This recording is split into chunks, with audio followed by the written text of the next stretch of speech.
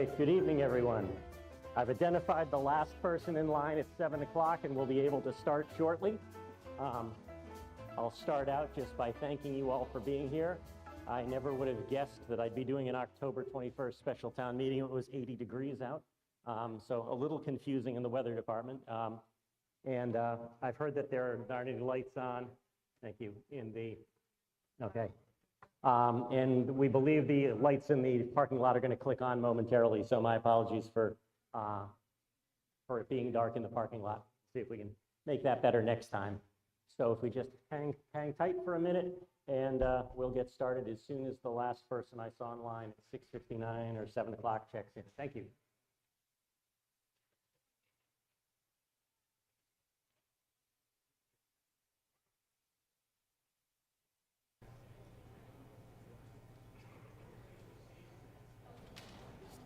Steve Masciarelli. I've heard that it's a little boomy from my mic, so I don't know if you can EQ it to make it a little less mid or bass. Hi, can everybody understand me better now? All right, you want it a little louder, or how is that? Tolerable? A little louder maybe, Steve? I'll try not to be too... All right, let's try that, and if anybody needs major changes, just let me know. Thanks. I think we're almost to the point where we can get started. Thank you. Oh, okay, there we go. Going to let 2 more people trickle in, and then we will get started.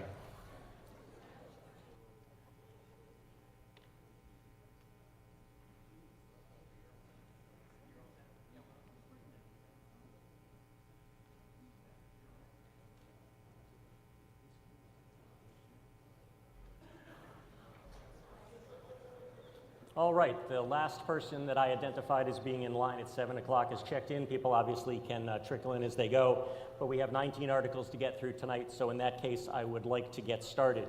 I will start by asking if you are able to stand and willing to stand, if you could join me in the Pledge of Allegiance. The flag is over to my right, your left. I pledge allegiance to the flag of the United States of America and to the republic for which it stands, one nation, under God, indivisible, with liberty and justice for all. Thank you. So, we have 4 things we typically need to cover in order to start a town meeting. The first of which, you need to have a moderator. That is me. I am John Arnold, 251 West Main Street. I am your elected town moderator, and I will serve unless I need to step down or if something, hopefully not, happens to me. We have your elected town clerk, Deborah Ledoux, who is also here, so that's 2 of the 4 things we need. Our bylaws say that for the annual town meeting in March and for the regularly scheduled special town meeting in October, we do not have any quorum, but there's definitely plenty of people here, so thank you for being here. So we have a quorum, and the final piece is the signed copy of the warrant that was closed and issued by the Select Board a few weeks ago, of which has been posted around town. I was delivered a copy. And with those 4 things, I declare the October 21st, 2024 meeting in session. I know we have a lot to do, and we're all hoping we can get it done tonight, so I'm going to curtail my opening remarks a bit and just ask people to ask questions as they go, but there's a few things that I feel I should do, which is to introduce the Select Board, and the Select Board primary staff is over here to my right, your left. We have that includes the town manager and town council assisting tonight. The planning board typically sits down here and will come forward for the planning articles. The school committee typically sits over here and will come forward if there are school articles or school issues that come up. We have department heads from the various town offices sitting down here to my right, your left. And then we have the Advisory Finance Committee, 9-member body appointed by me, whose primary job is to make a report and recommendations to the town meeting. So they do a deeper dive than we necessarily get to do here, and they have issued their report and recommendations. We still have paper copies left. There's a QR code. I will remind everyone that we forgot to put signs out. There is a Wi-Fi hotspot. It's town_meeting that you can just agree to the rules of the school's Wi-Fi, and you can download a PDF copy if we run out or if that's easier for you. And as I said, in curtailing my opening remarks, I'm going to try to not repeat too much of the town meeting at a glance that's on the first 2 pages. Those are the basic rules of the road for town meeting. And then we have the report itself. So there's a message to voters, which is from the Finance Committee, stating sort of their general point of view as a committee on where things stand. And in addition, on each article, they have made taken a vote and made a recommendation, and you'll see those as we go. Likewise, as a service to the Select Board, the Finance Committee includes the vote taken by the Select Board to do that. So I recommend that you follow along with both the warrant articles and the recommendations and the message to voters in there. I also want to thank the Westborough TV folks and Steve Masciarelli, who set things up in terms of getting the room, and the custodians in terms of getting the room ready, and everyone in the school department who helps us get everything ready here. We also have Mark Stockman and others in the town staff that do this. And although I'm not sure that anyone has partaken of it, I believe there is a babysitting available until 9 o'clock tonight. I also want to thank Westborough TV for their continuing participation in helping us set up the room, and also for broadcasting the town meetings live on their various YouTube channels and the various cable TV channels that are available. But mostly I want to thank you, each of you, for taking time out of your evening to participate in our town meeting, which is our town's legislative body. So thank you for being here. It's greatly appreciated. And we'll go as quickly as we can, but it's always a balance of thoughtful and deliberate deliberations, which is where the word deliberation comes from. And so it's not about speed, it's about quality of debate and quality of the outcome. Although it's less and less important as we move beyond COVID, there's two special things. If there are non-voters, although with our electronic voting, it's a little less important than it used to be in terms of counting ballots, but non-voters are supposed to sit in the last few rows up there, but if you have a voting device, you can sit there too. And also, although masks are welcome, if there's anyone who wants to sit only surrounded by other people with masks, I typically use that my upper left, your upper right rows in there if anyone wants to sit only in an area where other people are also masked. Right now, we're going to forego all the details about perhaps having an overflow in the gym, because so far it doesn't look like we'll need it. So we're going to deal with that only if and when it happens. Before we begin, our bylaws require that I nominate a deputy moderator who would preside in the event of my absence or disability, and and if we did have an extra room, they would also preside there. It's you, the meeting, that formally appoints the moderator. My job is to recruit and nominate someone. And I am nominating Benjamin Gold of 19 Blake Street, who has served as deputy moderator off and on for the past few years, and I am nominating him. He has been briefed and willing to serve as needed, and this is going to be our first test of our voting system, and you'll get sick of me saying it as the night goes on, but this is relatively straightforward. If you agree with a motion or a nomination, 1 is the equivalent of a yes vote, 2 is the equivalent of a no vote, and right up in what happens is when I start voting, this light here in front of me, it's a green light, like that, will go on. You can turn it off for now. And then we have about 15 seconds of voting. If you press the wrong button, it's the last button you press. If you press a 1, you should either see a 1 received. If you press a 2, you should see a 2 received. And that's the acknowledgement that the signal got sent from your hand device to the network and the computers that have been installed in the room for this evening. And then the town clerk and I see the vote, and we read the vote to you. So we'll take it as our first test vote, since some of you may be new, and some of us haven't done this since March. So I have nominated Benjamin Gold of 19 Blake Street to serve as deputy moderator. If you will have voting begin. Press 1 if you approve of this nomination. Press 2 if you are against it. Voting has begun.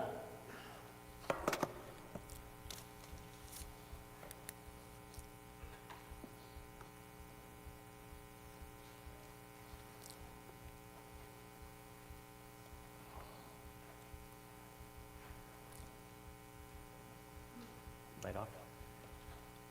See, this is why we practice. Voting is ended.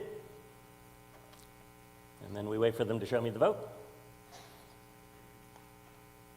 And we have 237 in favor and 5 opposed. Mr. Gold is your deputy moderator. Mr. Gold, will you stand if you are able?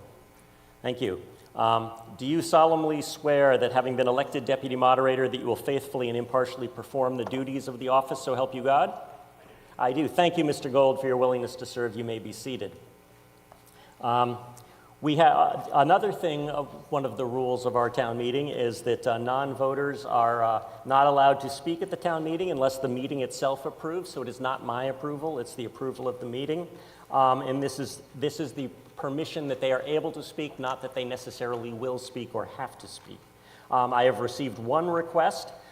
In case it's necessary, I've received a request from the Select Board office requesting that Jeremy Tobin, who represents the architectural firm working on the Community Center project, Article 9, be allowed to speak if and when that would be helpful to the meeting. Why don't we take a vote on that and we'll get to practice again. So it's light on, 15 seconds, and then light off.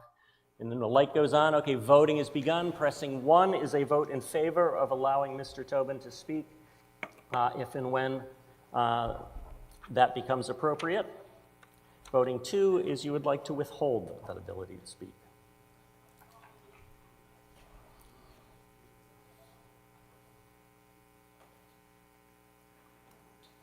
Voting is ended.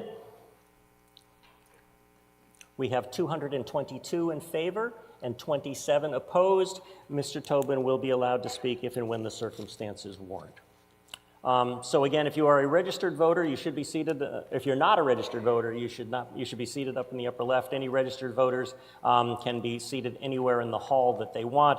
I will just let you know that the purpose-built network that we bring in for this electronic voting system is only really guaranteed to work within the confines of the hall, and I believe the people doing the check-ins. But that reminds me of one other thing, which is that if you do leave the school itself, that you can go to the bathroom, you can go to the women's club table and buy a snack, but if you actually leave the school yourself, you have to turn in your electronic voting device.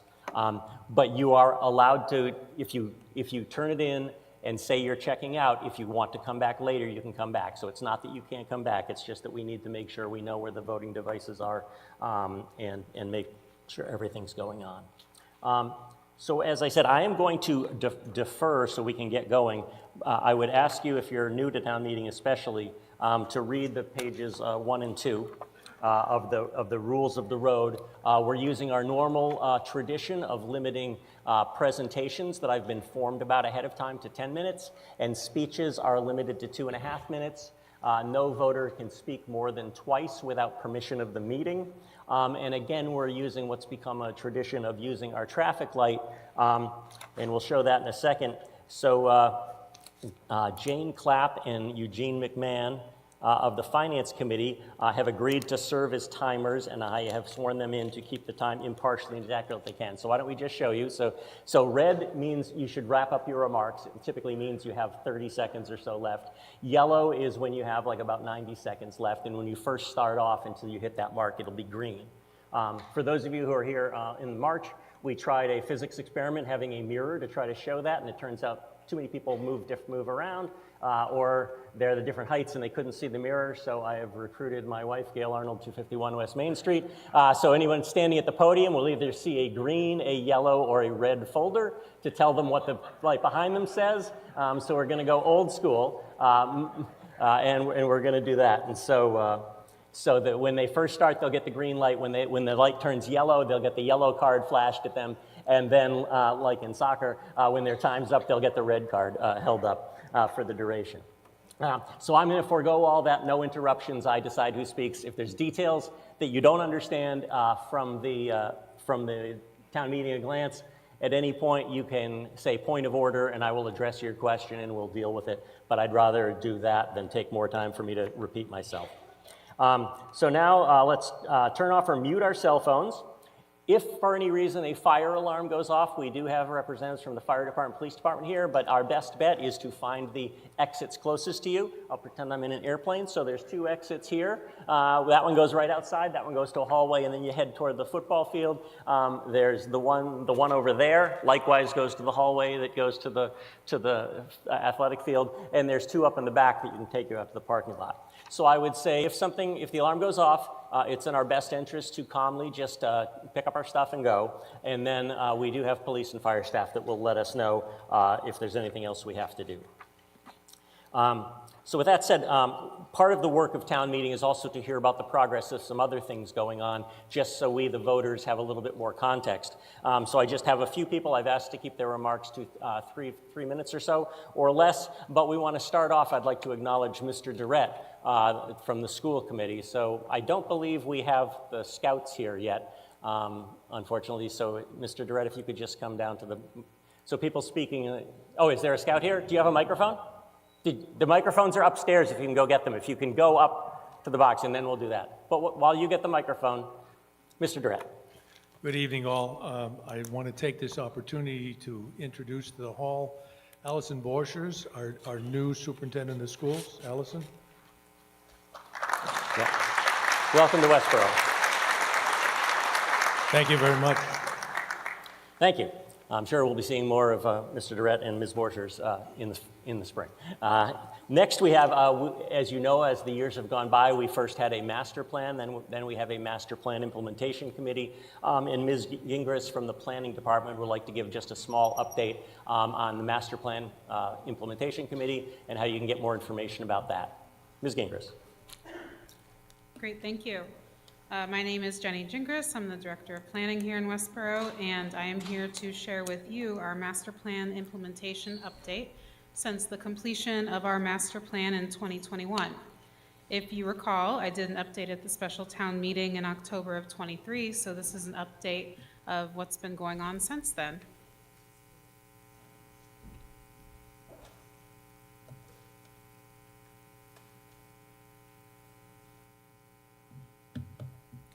So over the past year, there have been significant achievements of action items that were listed in the master plan, and a few of these are shown on the screen. For example, the Economic Development Committee created a small business grant program. We completed the downtown plan with recommendations for transportation, zoning, and economic development. We completed a housing production plan. There was the purchase of the new community center, senior center building. We completed or updated the hazard mitigation plan. The pay-as-you-throw program was implemented in July. The Affordable Housing Trust created a first-time homebuyers assistance program, and then we received multiple Green Communities grant awards. So those are all outcomes of the master plan. There are also many items in progress that were also action items, and you can see a few of the examples on this screen. We are in the process of developing a branding and wayfinding plan for the town. We're revising the wastewater flow allocation. We're also working on the redesign of downtown Westborough, doing design work for the B-wall, updating the open space and recreation plan, and the other items you can see on the screen here. So in looking at the numbers, you can see that there's been a huge jump between the presentation in 2023 to today for the completed items. The blue shows the number of completed items in 2023. The orange shows the completed items for 2024. And then the gray shows items that are in progress. And some of those items may continually be in progress throughout time. And then the yellow shows the total number of items that were asked for in the master plan. So again, you can see that there has been significant progress made. And thank you for your time. For more information, you can visit our website where we have the slideshow available and a copy of the master plan. Thank you very much, Ms. Gingras. Next, as you know, we have ongoing work by the library trustees and the library building committee, and I've been requested to give a brief update from Mr. Petroselli and another new department head from since our March town meeting, Kate Caraccio. So in addition to this, let's welcome our new library director to Westborough. Welcome, Kate.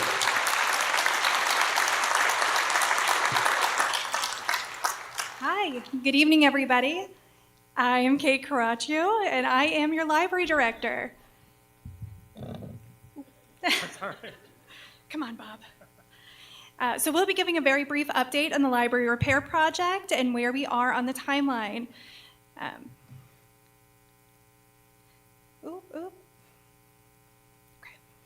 Here in Westborough, our library is a vibrant and active one. We keep up with the libraries in surrounding towns, even as they have more updated facilities.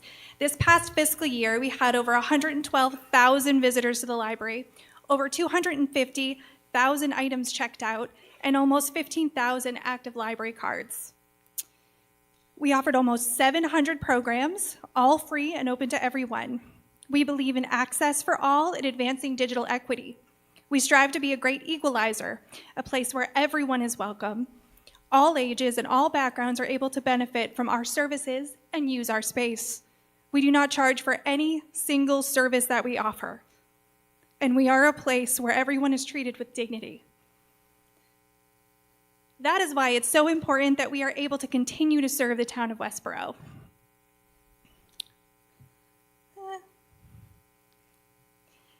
As you may know, we started this process towards a repair project about 2 years ago, with the first appropriation being in spring of 2023. This last year, we have seen a continued deterioration of many of the systems in the library that are included within this library repair project, including plumbing, HVAC, electrical, and heating systems failure. Which brings us to the goals of this repair project.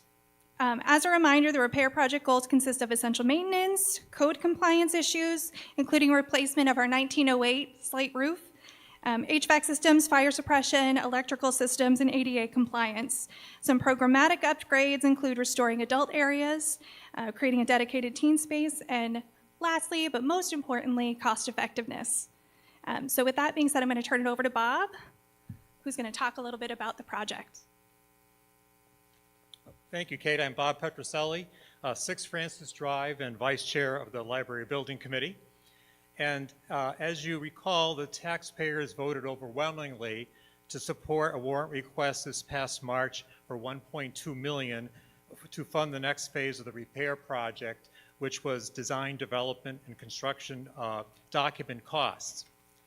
Since March, the Library Building Committee has been meeting twice each month to ensure the project remains on schedule and within budget. We are pleased to report this evening that our design development goals are being successfully achieved, and we fully expect the final cost estimate and bid documents to be ready to go out to bid by early January, with subcontractor and general contractor bids in hand by late February, in time to present the lowest, responsible, and most qualified bid package at the March 2025 town meeting for voter approval, after which the project will be ready to start. The dollar figure to be presented at town meeting will include all repair, moving, temporary space relocation, storage, and FF&E costs, which is furniture, fixtures, and equipment. In conclusion, the Library Building Committee has been dedicated to delivering a quality repair project that makes the best economic sense for the building and for the taxpayers over the long term. Thank you.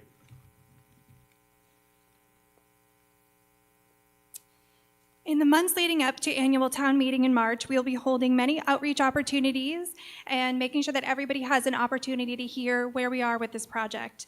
We want to thank you all for investing and believing in this project so far, and we look forward to seeing you in March. Our tagline of Grow, Learn, Inspire really exemplifies the mission of the library. We want you to grow with us, learn with us, and inspire us now and for many years to come. Thank you. All right. To preserve time, Walter Leslie, the chair of the Advisory Finance Committee, has deferred him making remarks, and I'm just going to point out, as I mentioned earlier, for people who trickled in, while you're participating and listening to town meeting and voting, most of the key points that the Finance Committee would like to make the voters aware of in terms of the overall point of view are in the message to voters on this booklet, and if you would prefer, or if we run out of paper copies, there's a QR code. Again, the Wi-Fi here, open Wi-Fi is town_meeting. And likewise, there are committee-specific recommendations on each article that the committee can address as needed as we go along. So one more and then we'll get started in order to set the context for tonight's actions that we're going to be asked to be taken. On behalf of the Select Board, Town Manager Ms. Williams would like to give a brief overview of what we're looking at heading into this town meeting. Ms. Williams. Thank you. My name is Christy Williams. I serve as your town manager. I'm going to give a very brief presentation, indicating where we're at in our fiscal 25 process and how this town meeting might have an impact. This slide here shows the average single-family increase since 2014. So all of the blue bars that are shown on this graph are historical. That gray bar there is what we were estimating as an increase, $835 to the average single family at the annual town meeting in March when our budget was passed. At this town meeting, we're now estimating $681 increase. So there's several things that happened between March and now. One is that the state passed their budget. Another is that we track revenues as they come in, so our estimates shift, and then we also track the overall town values. So the tax rate will be set next month at the tax classification hearing in front of the select board.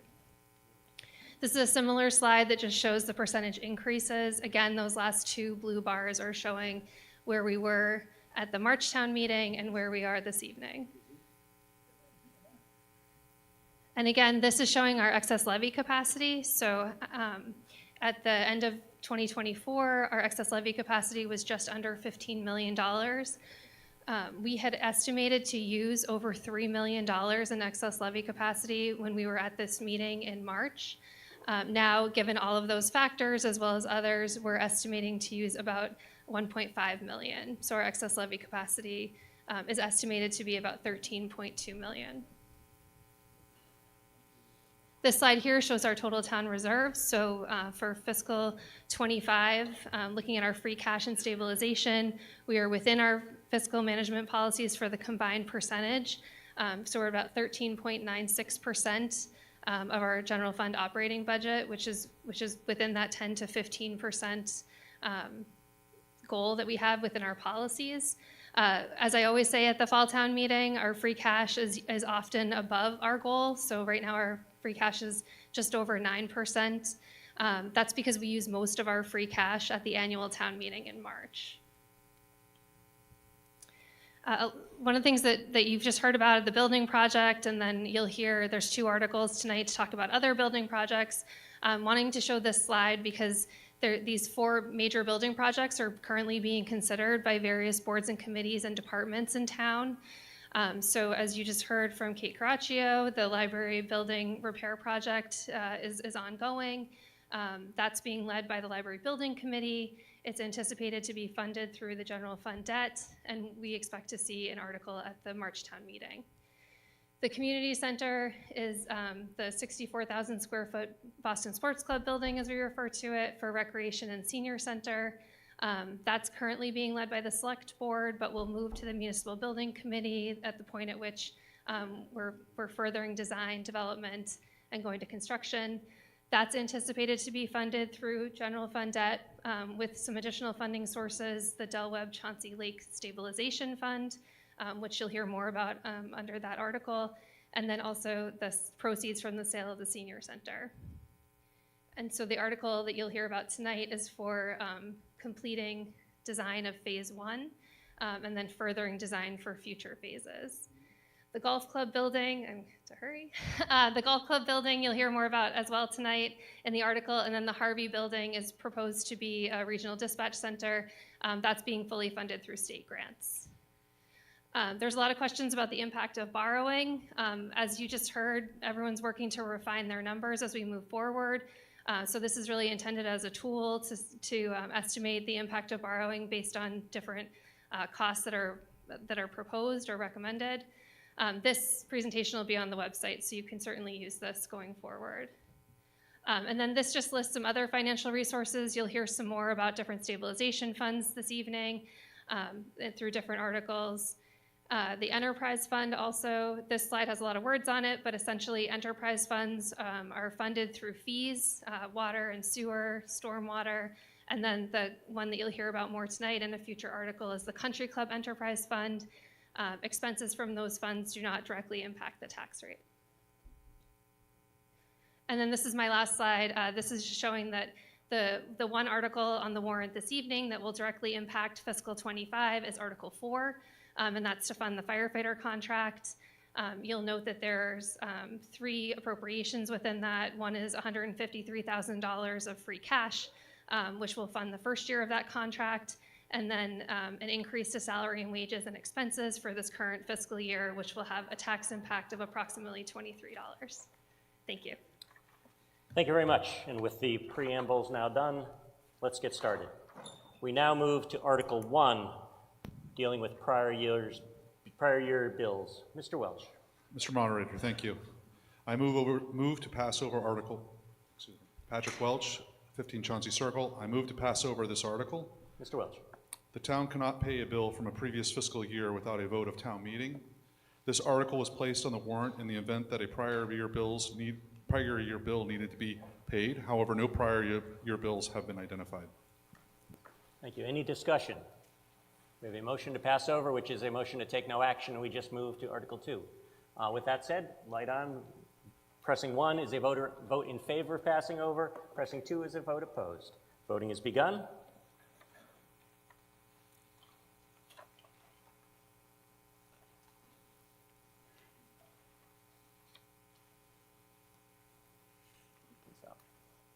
Voting is ended. We have a vote of 317 in favor and 1 opposed. That is almost a unanimous vote, but not quite. The motion carries. We now move to Article 2, dealing with FY 2025 budget adjustments. Mr. Johnson. Ian Johnson, 9 Burtis Adams Way. I move that the town vote to make the following transfers in the fiscal year 2025 budget. Transfer from Finance Department salary and wages, a sum of $25,000 to Finance Department expenses. Transfer of $35,000 from Police Department salary and wages to Police Department expenses. And a transfer of $48,250 from landfill expenses to landfill salary and wages. Thank you. Mr. Johnson. Yes. So each of these departments have identified the need to adjust their budgets for the current fiscal year. I'll highlight them briefly here. Why we're doing this at this point in the fiscal year, the funds cannot be moved within departmental budgets without a vote of town meeting. So the adjustment to the finance budget allows the department to use savings recognized by vacancies to fund a consulting contract used to support the department through the recent transition of employees. The adjustment to the police budget allows the department to use savings recognized by vacancies of police officers to fund the cost to train and outfit 3 new patrol officers. And the adjustment to the landfill budget allows the town to use savings recognized under the new waste management program to fund 3 part-time waste management program coordinator positions. 2 part-time positions were funded through the first half of the fiscal year through grant funds. Most importantly, these adjustments have no tax impact, but rather allow the transfer of available funds between salary and wages to expenses in the budgets listed. Thank you. Thank you, Mr. Johnson. Any discussion, deliberation? Yes, we have a gentleman back here. Scout, if you could you stand up or whatever?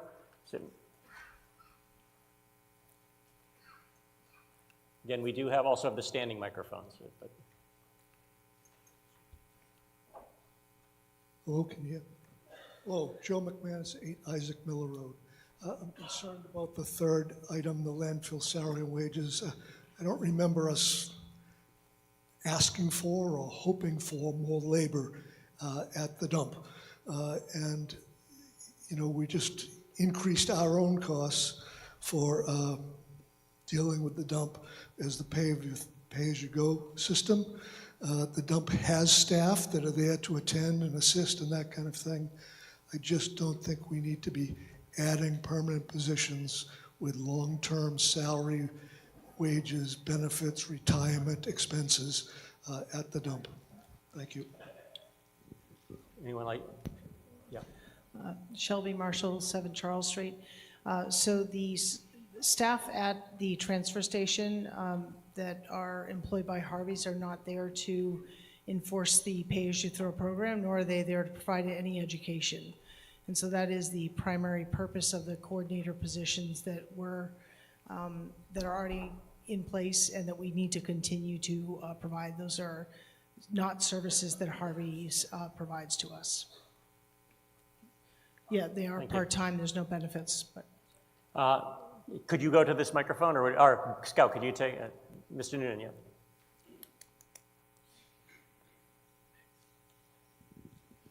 Chris Noonan, 13 Cross Street. I just wanted to actually thank Al Gordon and Jennifer Sullivan for sort of digging through the Rubik's Cube and figuring out that we've been overpaying at the dump by 2/3 of the tonnage of each and every year. And so to me, this small investment for having someone to monitor it and to make sure that the people throwing the garbage and the trash are actually from Westborough is really important.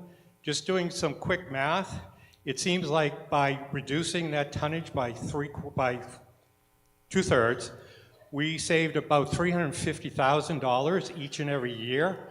But my question is if we have those kinds of savings, can that be redirected back to the residential tax load rather than being spent on some other new expenses, especially where the sewer plant is shut down, well, in essence shut down because it can't take any more commercial capacity. So every new piece of growth and expense that we have out of the municipal or the school part of the budget will end up being on the residential tax load. So I would wish that the Board of Selectmen, Town Manager, and the Finance Committee take a really hard look, and let's see some of these extra dollars be flowing back to us for the very small investment of having a few key people like Al Gordon and his staff keeping an eye on things. Thank you. Thank you. Thank you, Mr. Noonan. Anything else? I see nothing else. Our action comes on Mr. Johnson's motion. Yeah, was there somebody? I didn't see anybody. Somebody raising their hand? Oh, Mr. Caprielli, I didn't see it. Wait a second. To my left, standing microphone. Is anybody up in the AV room there? Yeah, use the Scout's microphone. Thank you, Scout. Tom Caprioli, Crown Ridge Road. Just for the sake of clarity, I'm familiar with this issue, and I'm also familiar how the town operates. This gentleman's point is it's not logical. What the town spends is what it votes to spend. If you don't want to spend the money, don't vote to spend it. If you don't vote to spend it on any article, for any expenditure, for any reason, then that money goes to the taxpayer, i.e. they don't spend the money. It is not directed from one article to another article to somehow the benefit of the taxpayer. It is a pool of money that you spend from or you don't spend from. That's the way it works. Thank you. Thank you. I'll try to look at the lighting in here, as you know, is a little weird. Anyone else? Oh, yes, point of order, yes. Scout, can you bring the microphone down here, toward the front here?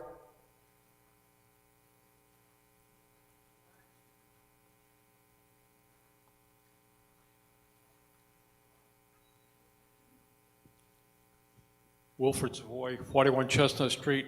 Would it be possible to vote on each item separately? It could be. I would request that be done. Okay, you'd like a separate vote on each article? Okay. Yep. Okay. Since that is the option, we did not do the questioning of each one because it was a short list, but I will allow a voter to say they would prefer that. So if there's no other deliberation, we will vote on each of the line items separately and see how it goes. I see no other deliberation, so we'll move to a vote on the article. The first vote will be on the Finance Department transfer of $25,000 from Finance Department salary wages to Finance Department expenses. When the light goes on, voting will begin. Pressing 1 is a vote in favor, pressing 2 is a vote opposed. Voting has begun.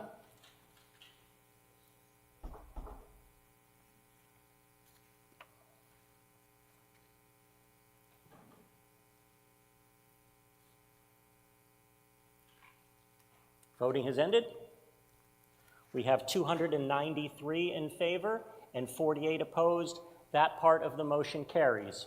We now move on to the request to transfer $35,000 from Police Department salary and wages to Police Department expenses. Once again, when the green light goes on, voting will begin. I know it takes a little bit for them to clear out the system. That's all right, I know. Okay, so now this is on the Police Department transfer. Voting has begun. Again, pressing 1 is a vote in favor, pressing 2 is a vote opposed.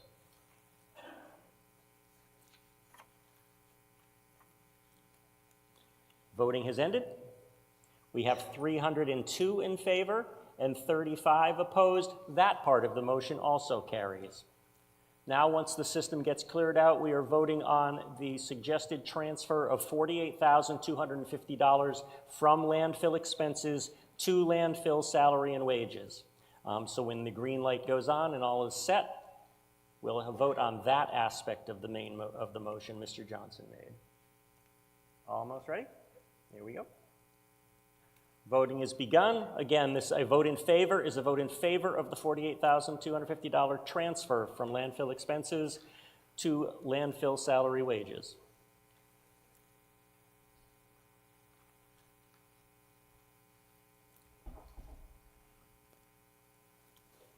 Voting has ended. We have 238 in favor and 96 opposed.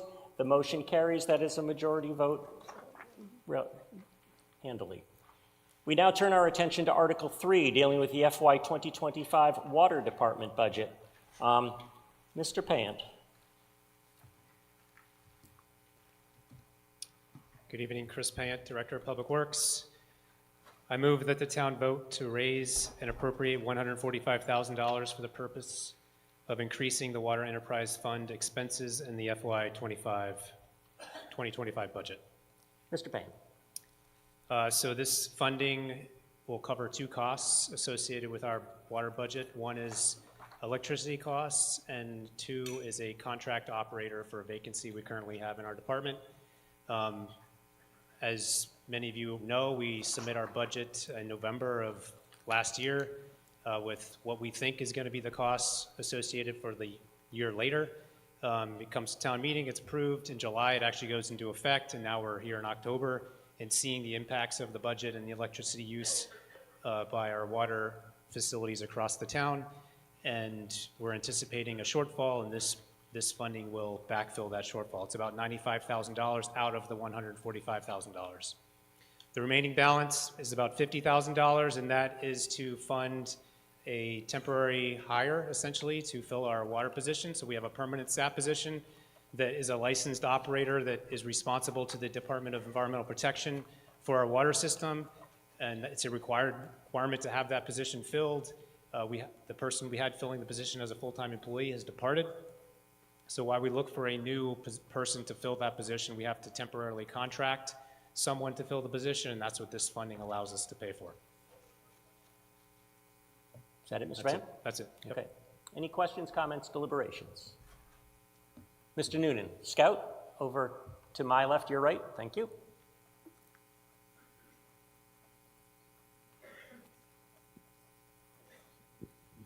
Chris Noonan, 13 Cross Street. Chris, I was wondering, how many of the water facilities, could also expand it to sewer facilities and pumping stations, are actually using solar as a way of minimizing our electric demands? None of the town's facilities, the wastewater treatment facility, which is a regional facility, is using solar to power the part of their electricity needs. Anyone else? Yeah. Ms. Williams. They are part of our solar net metering credit contracts, though. So while they don't have solar panels on the property that feed directly into those facilities, they are part of our solar net metering, which does reduce the cost.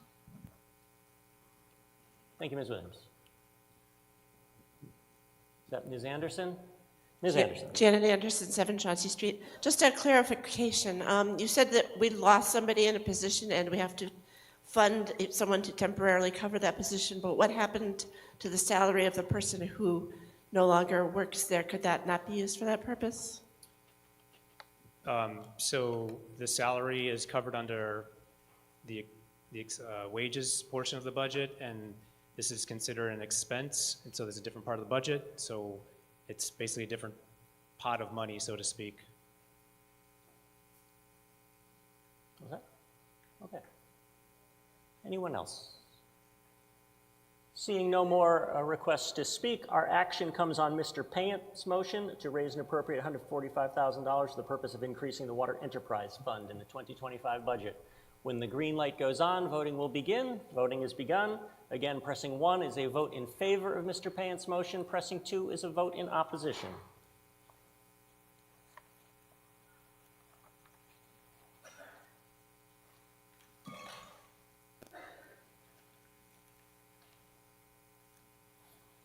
Voting has ended. We have a vote of 244 in favor and 106 opposed. That is a majority vote. The motion carries. We now move to Article 4, dealing with the fire department contract. Ms. Marshall. Shelby Marshall, 7 Charles Street. Mr. Moderator, I move that the town vote to transfer from free cash the sum of $153,000 and further to raise and appropriate the sum of $175,000 for the FY 2025 fire department salary and wages and $9,600 for the FY 25 fire department expenses for the purpose stated in the article as printed in the warrant. Thank you. Ms. Marshall. Thank you. The Town and Firefighters Union have recently completed negotiations of a successor collective bargaining agreement for the period July 1, 2023 through July 30, 2026. Implementation of the agreement is subject to the town meeting funding the cost items contained in the contract at this October special town meeting. The 3-year agreement includes the following. Annual cost of living base wage increases effective July 1 were agreed to as follows. FY 24, 2% increase. FY 25, 2% increase. FY 26, 2.5% increase. In addition to the above base wage increases, EMT stipends will increase by $1,500 over the life of the contract from the current $3,000 to $3,300 in FY 24, to $3,700 in FY 25, and to $4,500 in FY 26. Paramedic stipends will increase by $4,900 over the life of the contract from the current $7,600 to $9,500 in FY 24, to $10,000 in FY 25, and to $12,500 in FY 26. Further, employees will receive holiday pay for the Juneteenth holiday. And further, the annual clothing allowance is increased by $100 in each of the contract years.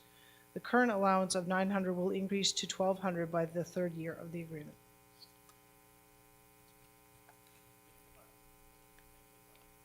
Any comments, questions, deliberation? Seeing none, our action comes on Ms. Marshall's motion. As is our custom, when the green light goes on, voting will begin. Voting has begun. Pressing 1 is a vote in favor of Ms. Marshall's motion. Pressing 2 is a vote opposed.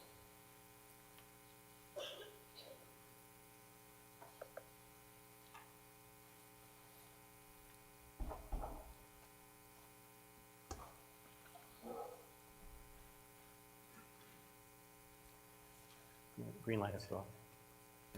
Voting is ended.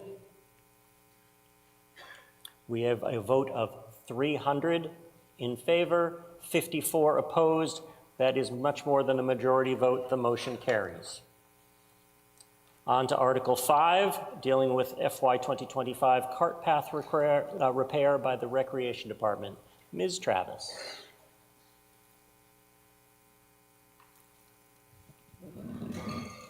Beth Travis, 65 Adams Street, Recreation Department. I move that the town vote to transfer from the Country Club retained earnings the sum of $25,000 for the purpose stated in the article as printed in the warrant. There's 3 cart paths currently that really need to be taken care of. And it's been recommended that they be fixed before the winter. So that's why we were asking for the transfer now. Thank you, Ms. Travis. Now over to Ms. Kirkland to complete the presentation.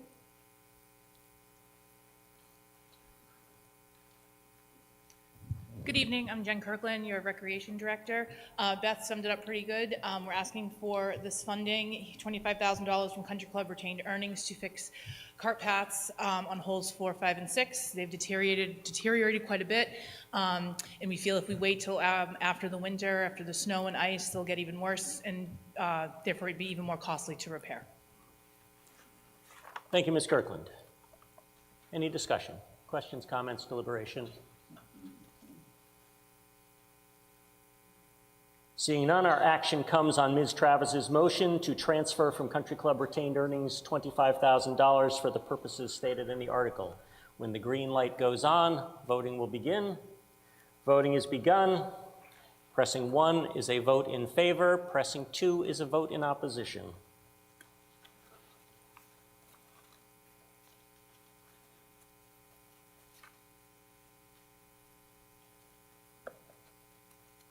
Voting has ended. We have a vote of 288 in favor and 66 opposed. That is much more than a majority vote. The motion carries. Article 6, Mr. Keogh.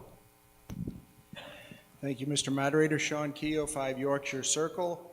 I move that the town vote to transfer and appropriate from free cash the sum of $9,000 for the purpose stated in the article as printed in the warrant. Mr. Keogh. In 2017, the town appropriated $20,000 to complete a classification and compensation study for non-union employees. The recommendations of this study were implemented in 2018. The town has continued to use the tools established in this study to review position classifications. Approval of this article will fund a comprehensive review of compensation for the purpose of identifying how current compensation for non-union positions compares in the market.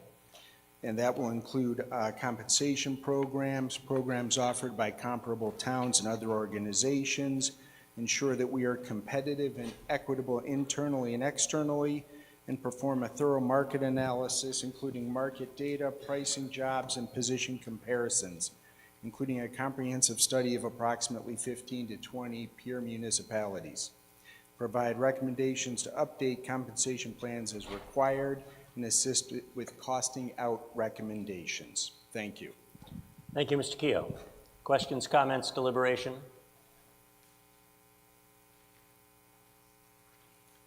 Seeing none, our action comes on Mr. Keogh's motion to transfer and appropriate from free cash $9,000 for the purposes of the article. When the green light goes on, voting will begin. Voting has begun. Again, pressing 1 is a vote in favor of Mr. Keogh's motion. Pressing 2 is a vote in opposition.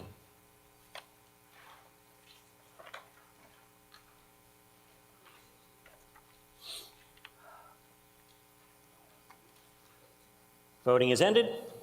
We have 272 in favor, 81 opposed. That is a majority vote. The motion carries. On to Article 7, dealing with sewer infrastructure replacement. Back to you, Mr. Payant.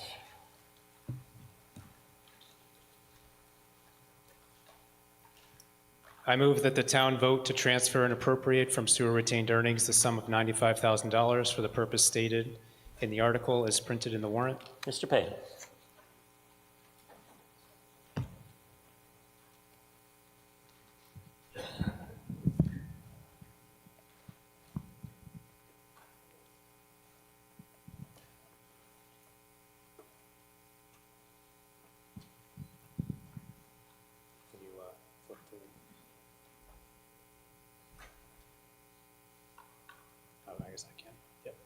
Thanks. So we have 33 pump stations around the town dealing with our sewer system. A pump station, if you're not familiar, a sewer system, at least ours, works off of gravity. So everything just flows down a pipe and eventually makes its way to the wastewater treatment plant. There's areas along the way where it goes to a low spot and needs to be lifted up and then sent down the chute again, basically. So it's like an elevator. So these stations exist around the town. This is one of them. This picture here is just to give you some perspective. So inside this container here is a generator, which is on the right here. And then this is a control panel that you can see the inside here. And then off to the left here, which you can't see because it's underground, are the pumps and everything that those things are connected to. So that generator that's shown there is no longer functional and needs to be replaced. It's been on our schedule to replace. However, we did not anticipate it going down at this time. So typically our generators are replaced on an annual basis out of our operating budget. And so we had already ordered our generator that we intended to purchase for this year for a different station. Then this generator went down. Typically, the cost for a generator is in the $25,000 to $30,000 range. This one is $95,000, and it has to do with the size of the generator, the location of the generator, the work it takes to get it in and out of the site, and all the things shown on the right there, those controls and everything in between have to be updated and changed, and that's beyond the scope of our staff to do. And so we need to hire a vendor to do that, and that's what this cost will pay for.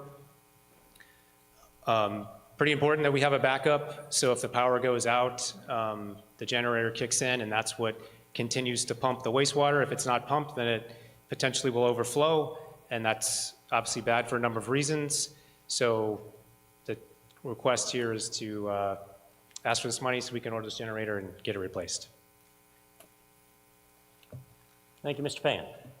Questions, comments? Yes, Mr. McCullough. Scout could bring the jester right down here. He's standing up. Thank you.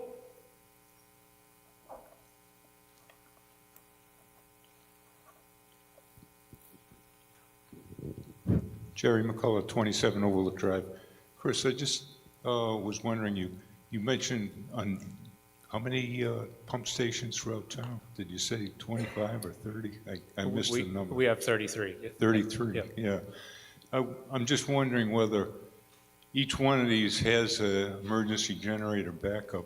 Have you given any thought to maybe sizing, having one portable generator on a trailer or something that could be basically hauled to a particular location where the generator happens to fail or not work, and have the connection so it's basically just a plug-in connection where you guys could basically take care of it, and we don't have to maintain potentially 33 emergency generators. I know those are really a pain in the butt, and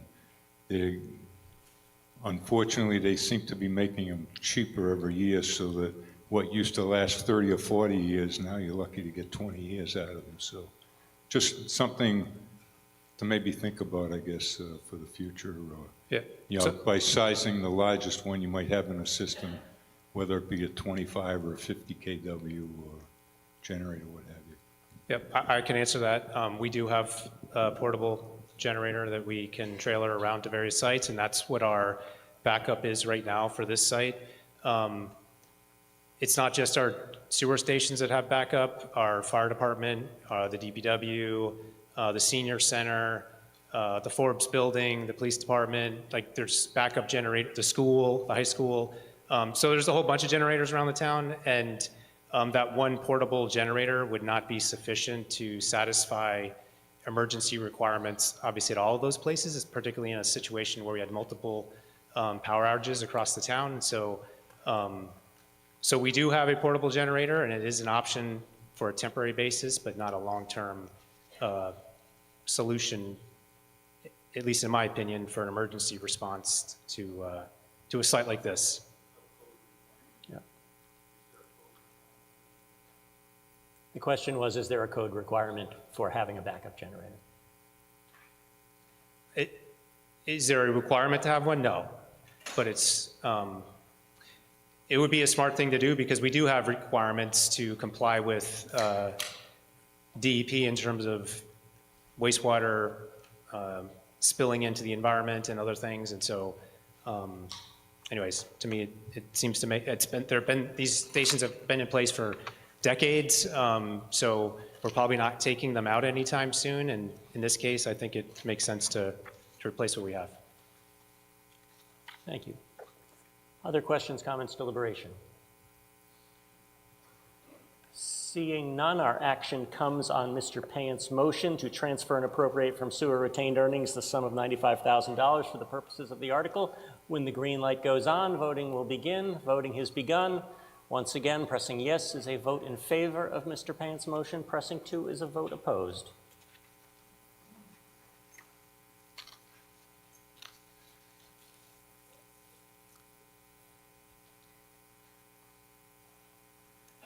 Voting is ended. We have 322 in favor, 34 opposed. That is much more than a majority vote. The motion carries. Turning to Article 8, Stormwater System Improvements. Again, Department of Public Works with Mr. Payant. Mr. Payant. I move that the town vote to raise from the Stormwater Enterprise Fund receipts the sum of $600,000 for the purpose stated in the article as printed in the warrant. Mr. Payant.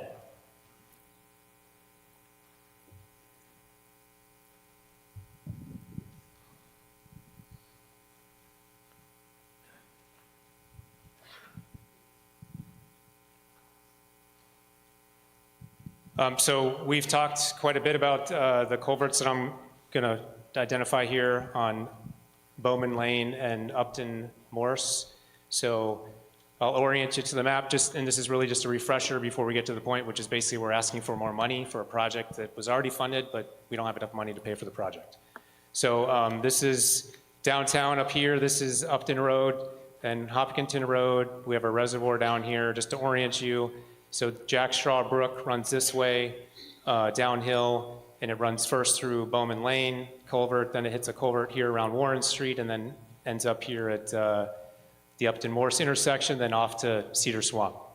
So, but this Bowman Lane culvert we've been looking at since 2021, where we did the assessment. We've gone through multiple iterations of assessment. We've done a design, and in 2023, at the annual town meeting, $950,000 was appropriated to fund the construction of the replacement of the culvert here.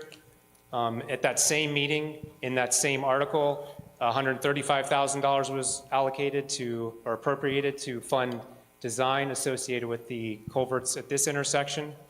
So what's happened since then is a bunch of permitting, which took a really long time.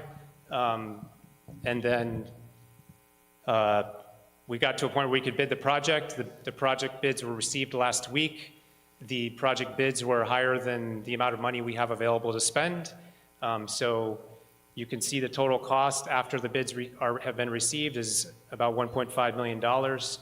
You previously approved the $950,000. And if we want to do this project, we need another $600,000 to get it done. So I think most people are familiar with what a culvert is. It goes under the road and lets water under the road so you can drive over the road, which is really important, but probably more important, at least at this particular location, is that under that culvert, there are 3 water lines and a sewer line. About 70% of the town's water travels through that over or under Bowman Lane. To get to the treatment plant and then disperse to your houses and all the businesses around town. So it's really important.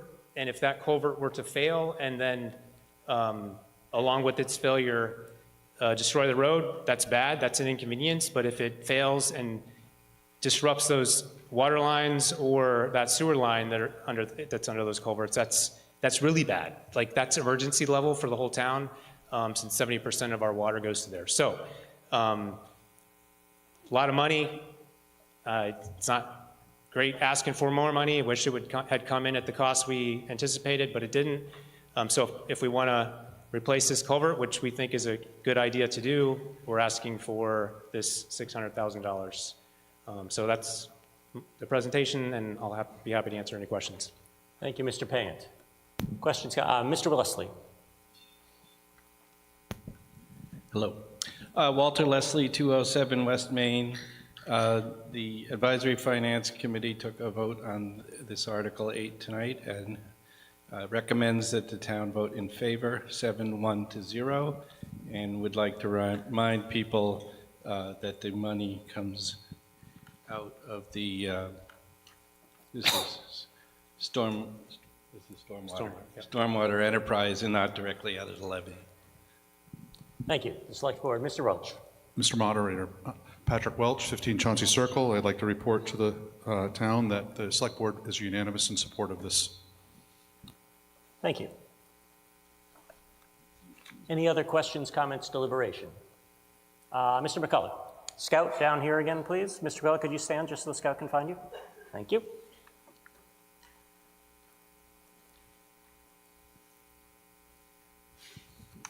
Jerry McCullough, 27 Overlook Drive. Chris, I was just wondering, on the bid, did the design firm that is designing it, did they also, in addition, feel that the bid received was, in their opinion, qualified as a, reasonable bid, or is it a case where you didn't get the right people involved in the bidding, and I assume it probably may have required DCAM certification or something possibly? So we received 3 bids, which is pretty reasonable for a project like this. Like I said, we received them last Wednesday. There's a deliberate process to review the bid packages and make sure everything is correct and that the bids are eligible. That process is ongoing. So the process is happening now, and the money that we would appropriate here would allow us to execute the project under all 3 of those bids. Would this project be undertaken over the winter months, or is it something that you would wait till the spring to be doing, I guess? The intent is to get it contracted as soon as possible so we can start the shop drawing reviews and order the structure that's going to go into the culvert. And we have over the winter for that to happen, and then in the springtime we can actually begin the construction phase. Okay, I guess 3 bids really isn't kind of a significant number, but I would potentially propose, hey, you might be able to put out the bid, and I don't know how the other bidders were, but sometimes things get slower construction-wise, and you get a lot lower bid versus the way things might be still elevated a little bit right now. And we did consider that as an option to rebid the project. It was my opinion, along with many other people, that if we were to do that, we would probably see a higher cost. Anyone else? Seeing no other discussion, we'll move on to Mr. Payant's motion, which is to raise from the Stormwater Enterprise Treatment Fund $600,000 for the purpose stated in the article. When the green light goes on, voting will begin. Voting has begun. Pressing 1 is a vote in favor of Mr. Payant's motion. Pressing 2 is a vote in opposition.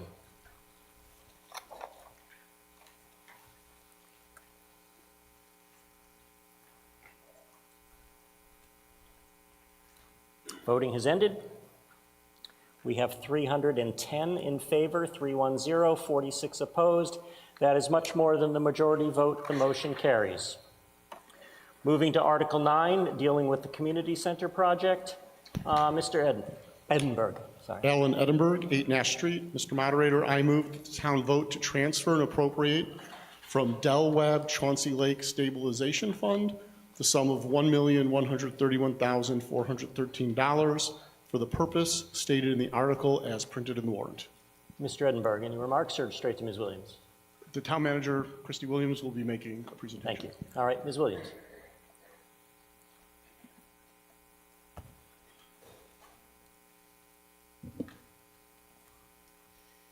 Thank you. I'm going to give a brief presentation. As was mentioned earlier, we also have someone here from the design team that can answer some questions. So this article is to fund the next step in the community center fit-up process. You all know, I think, where the building is located at the end of Bay State Commons. This slide, I guess I'll step back. The funding for this article is to do design development through bid documents for phase 1, and I'll show you what phase 1 is. And then also to do design development for the portions of the property that are not included in phase 1. So we've identified the need for some sidewalk repairs. So this is just showing the layout of the building currently with the parking lot. But because it's on this slide, I want to note that there's some sidewalk repairs needed in that yellow rectangle. And we've identified through community engagement that there is a need for some additional handicap parking. We are also going to be proposing during one of the phases a new accessible entrance in the rear of the building. So you can see that on this slide. So for phase 1 of the building, we're proposing that this is actually might be different from what you've seen before. So what we're proposing is that the senior center front portion of the lower level be part of phase 1. So you can see at the top of the screen, there's a multi-purpose room. The yellow box next to it represents a living room or a lounge area. The blue area below it on the right is the kitchen. The green that you see on here are offices for the senior center staff, as well as reception area, and also the public health nurse. And then in the bottom there, the tan are some program rooms. There's a conference room, there's a billiard room, and 2 program rooms. So this is what's being proposed as phase 1. And so for this article, the request is to do design development of this through bid documents so that we, as you heard the library say, can come back at a future town meeting with a bid in hand for this phase of the project.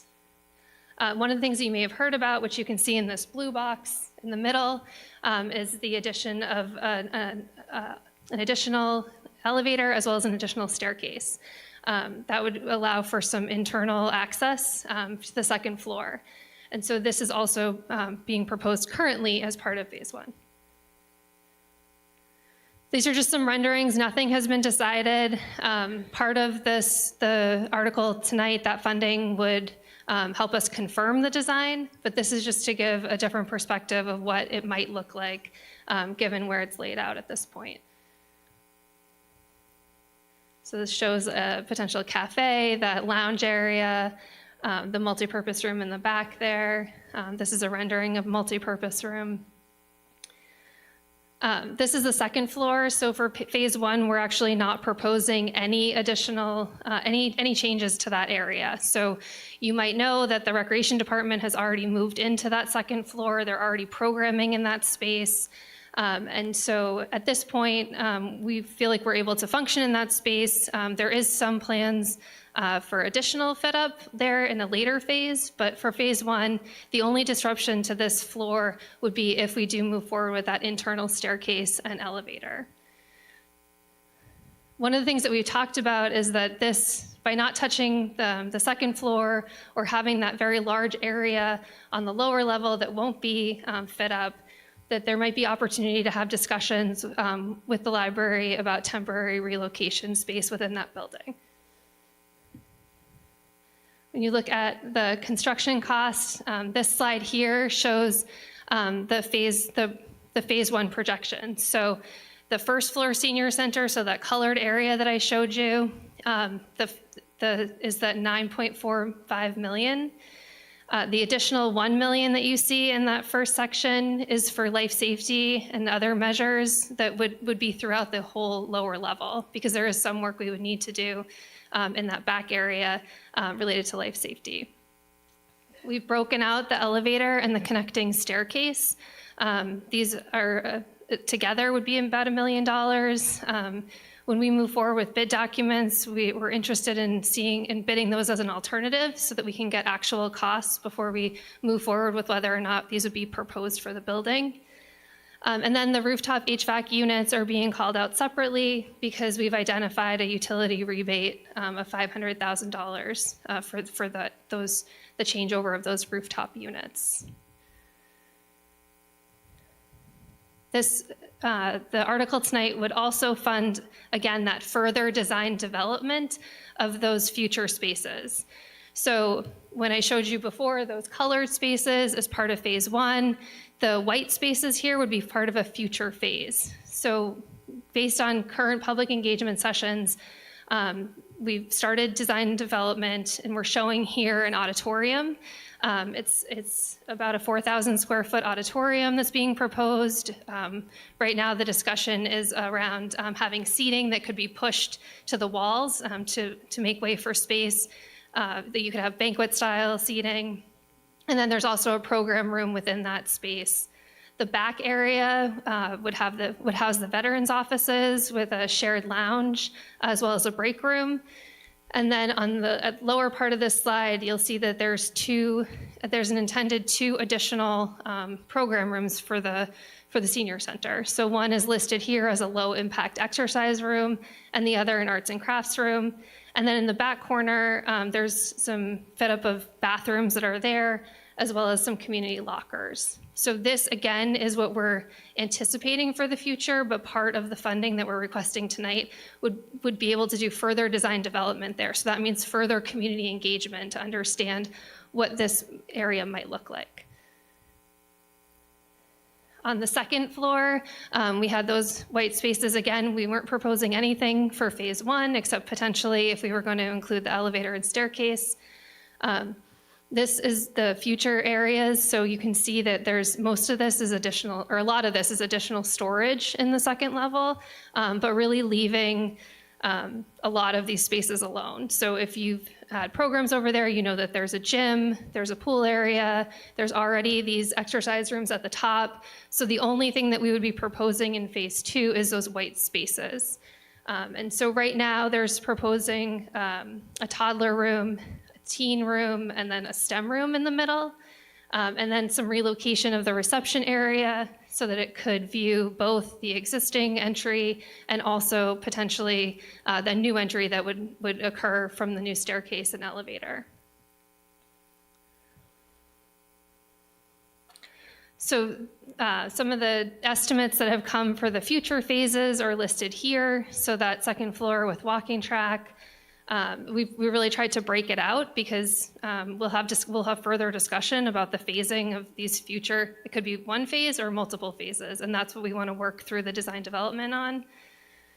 So this is one portion of a future phase. Here in the green, we've identified items that we would consider more capital projects. So things that we might pull out of the actual building project and fund through our capital plan. So one example here is the swimming pool renovation that could be pulled out of the project and considered as part of our capital plan. And we feel that that's likely for all of these projects listed in the green. You'll see that there's also an emergency generator for the shelter. For a shelter, we've talked about this becoming our emergency management shelter.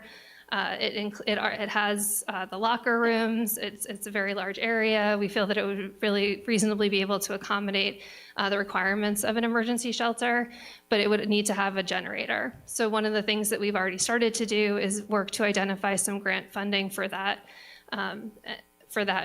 emergency generator. And then finally in the blue is the roof membrane retrofit. There is assessment reports that were done when we purchased the building that have identified that the roof has 5 more years on it, so this could be done at a future time as well.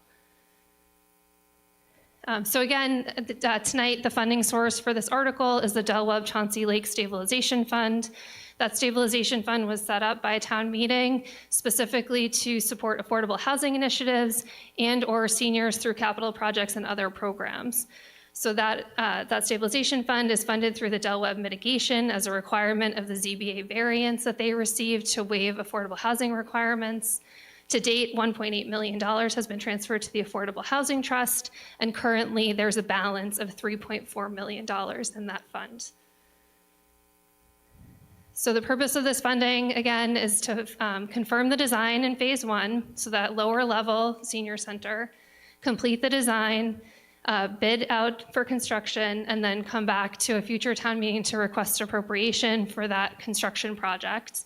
And then also to do further public engagement to develop the designs for those future construction areas that you saw. I'm happy to answer any questions. Let's see. Well, I just want to emphasize, I think we're all thankful for the transparency of seeing a large multi-phase project, just because we have a particular article that's requesting approximately $1.1 million for the development of phase 1. We all know that there may be questions you have about the phase 2 and phase 3, but for the purposes of this town meeting where we're being asked to act on phase 1, I'd like to keep our conversations as much as possible focused on the phase 1 aspect of the monies being asked for tonight. So if we have questions just about what about this with phase 2 or what about phase 3, if it doesn't affect your decision about whether to support this money for phase 1, I'd prefer those be left for another avenue, either a meeting with the select board or another body. So I just want to, because I know this could go off into many directions, and I'd like us to focus on the phase 1 aspects. With that said, yes. Can you name and address, please? Yep.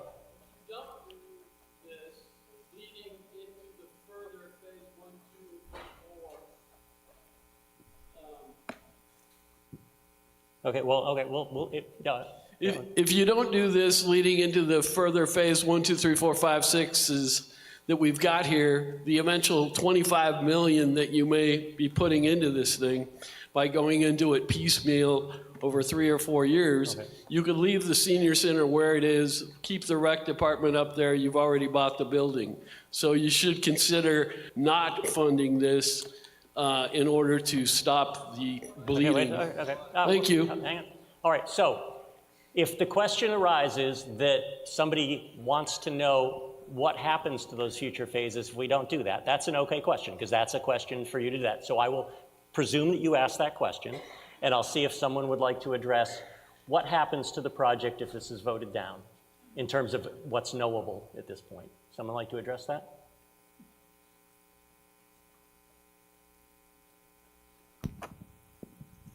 Well, that's a wild question. Shelby Marshall, 7 Charles Street. I say wild because essentially the rec department would continue to operate in the second floor as it is. The first floor would go unused, and the senior center would remain where it is as it is. Is there anything else from the board? Thank you. Yep, thank you. And I should say we would come back with another plan at some future point. All right, thank you, Ms. Marshall. The gentleman with the microphone back here, name and address, please. Oh, Steve, the standing mic to my left, your right. We haven't. Try it now. Hello? Yeah. Yeah, Joe Considine, 10 Smith Street. Many are hurting as our citizens face residential property tax rates that have grown from 11% higher than our 6 abutting towns 5 years ago to 15% higher this year. Those 6 towns are Grafton, Hopkinton, Northborough, Shrewsbury, Southborough, and Upton. I shared a spreadsheet that explains this to the Finance Committee 5 months ago. As a citizen concerned by fellow citizens that are moving out of Westborough or forced to use the services of the food pantry, usage was up 85% this year. I asked that town departments submit budgets that grow at no more than 2.5%, or at least present this as an option for the voters at town meeting. In that environment, I asked that the town leaders spend the town money like they would their own. Would you buy an old car without an engine for $8,800 without considering the cost to put it on the road, only to find after you bought it that it will cost between $15,000 and $25,000 to fix it? Change thousands to millions, and that's what you did on this project. This was a failed business as a health club. There were no competitive offers and no negotiation when the town bought it. But more importantly, no due diligence in the cost to refurbish it. This is not the way it should be done. I ask that the people in front of this room follow a more transparent process. No more doing what you value. Show us a little bit at a time, and then send us the bill afterwards. When you survey the town, you must include the estimated cost of a new project or facility. How much will this cost over the next 20 years when all phases? We need to know that before we bought the building. I vote no, and I'd say we should sell the building. Start spending our money with the same prudence that you use in spending your own money. Thank you very much. Thank you, Mr. Considine. Just, your vote is your superpower. Anyone would like to respond to that? From the select board? No, okay. Is that Mr. McManus? Mr. McManus. Hello, Joe McManus, Isaac Miller Road. I'd like to question the funding source for this. Can someone answer if Del Webb had built the number of affordable units that they're required to normally build? I think that your new guidelines say 20%. How many affordable units would that deliver to the town, roughly? Mr. Edmund.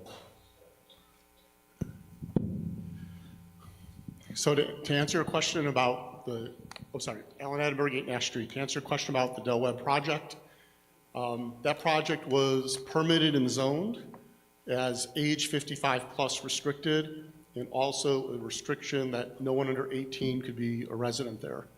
And that was based on a commitment to the town that that project with that many units would not impact the school system. So in agreeing to a settlement totaling $9 million that's due equally is in order for each of the 14 buildings to get their certificate of occupancy, that created the stabilization fund. And that was a negotiation between Pulte, the developer, and the town, and it went before the Zoning Board of Appeals for final wording and agreement and vote. The number of units that would have been built if the state had allowed the project as permitted was 135. 135 affordable units. 135 affordable units, yes, as ownership 55 plus units. And so how many units are we getting from the so-called stabilization fund, mitigation fund? How many new units of affordable housing are we getting instead of 135?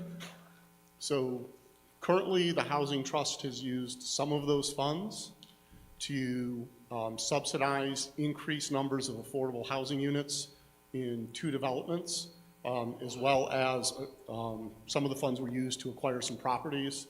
To date, to our subsidized housing inventory, which makes sure we stay compliant with Chapter 40B and the 10% threshold, we'll be adding 233 units.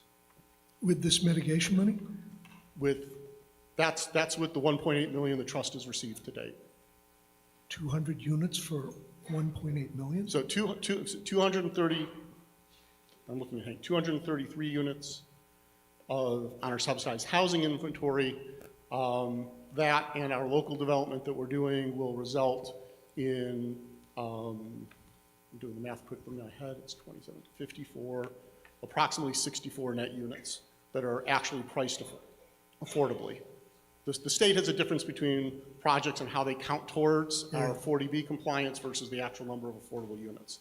So it's over 50 affordable, by 64 affordable units physically affordable, but our inventory gets to increase by over 230. Okay, I feel uncomfortable diverting affordable housing money for recreation.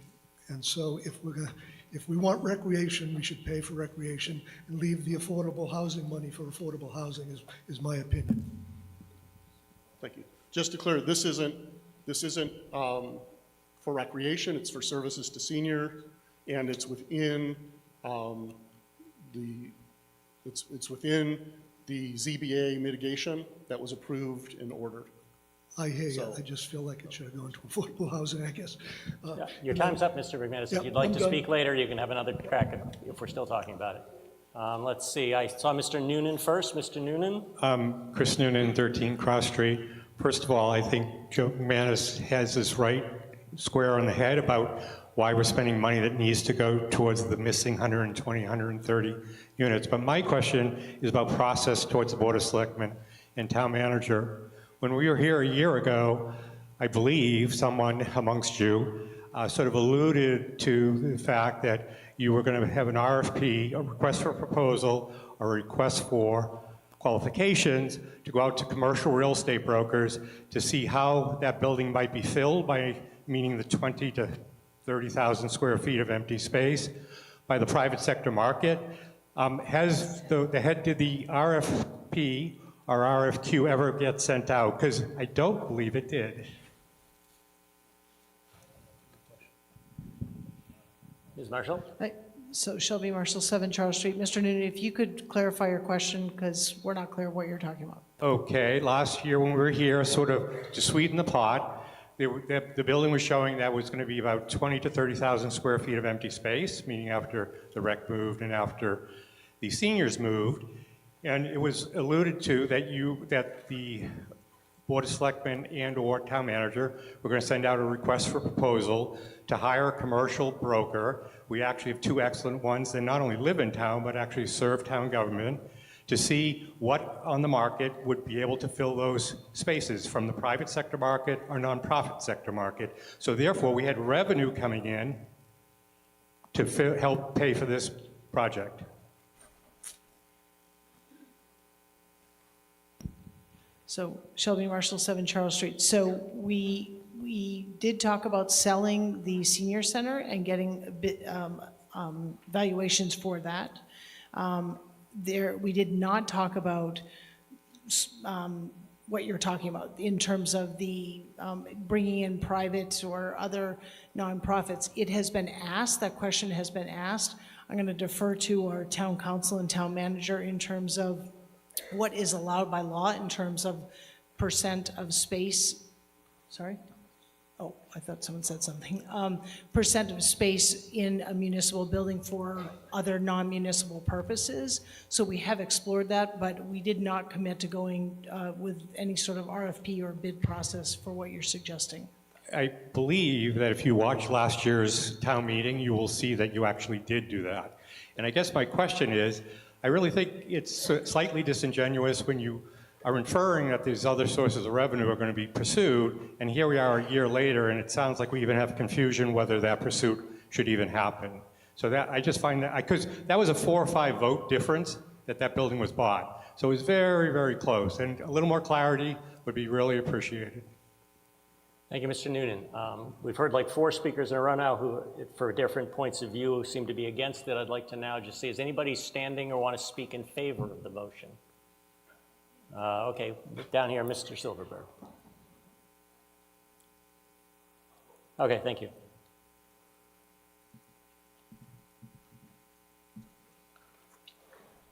Mark Silverberg, 7 Weld Street. I am in support of this article for a number of reasons. First of all, the money that was given to the, not given to the town, but the money from the Del Webb project was specifically designed for senior projects as part of that ZBA decision or compromise. And I also believe that this was specifically pointed out in the master plan, that the town wanted a community-wide center that we could all use. And I also believe that if we don't do this, we'll be back here shortly for renovations to the existing senior center that may or may not cost as much, if not more, as what they're proposing here, and for a space that's not as appealing as this downtown location, and probably will not come out as nice as what I'm seeing proposed. I also believe that if we were to build a building like this, I can look at other towns that have spent $30, $40 million 5 years ago, and something this size would probably cost us $60 million. So I just think that all of us need to decide, you know, do you want a community center? I do. Do you deserve a better senior center? Well, I'm not quite there yet, but I think someday I will. And I think a lot of people in this room do deserve a state-of-the-art senior center, a state-of-the-art community center, a downtown location, and some of the amenities that we see in this building that we don't currently have. And I think it's worth pursuing this. I think we should spend this money. Thank you, Mr. Silverberg. I'll do one more. Save it for your vote, please. I'll do one. Anybody else in favor that would like to speak? Then I'll go back to the order I saw people. Yes, Mr. Dunbeck. Or would you prefer to, Ms.? Thank you. Thank you, Mr. Dunbeck. Anna Kung, 14 Cortlandt Drive. I am in favor of this new building and all the services provided. I had a question about the different arrangements that had been suggested for the rooms within this new senior center. I had been to a meeting at the senior center. There were, I think, maybe 4 arrangements. Is there now a 5th arrangement of the rooms? And during some of the discussions that I think will be coming up about it, will there be any possibility of changing the rooms in the final plan that you have right now? So that's a question you have, Ms. Kung, about how finalized the design is? Right. Yeah, okay. Ms. Williams, would you like to answer?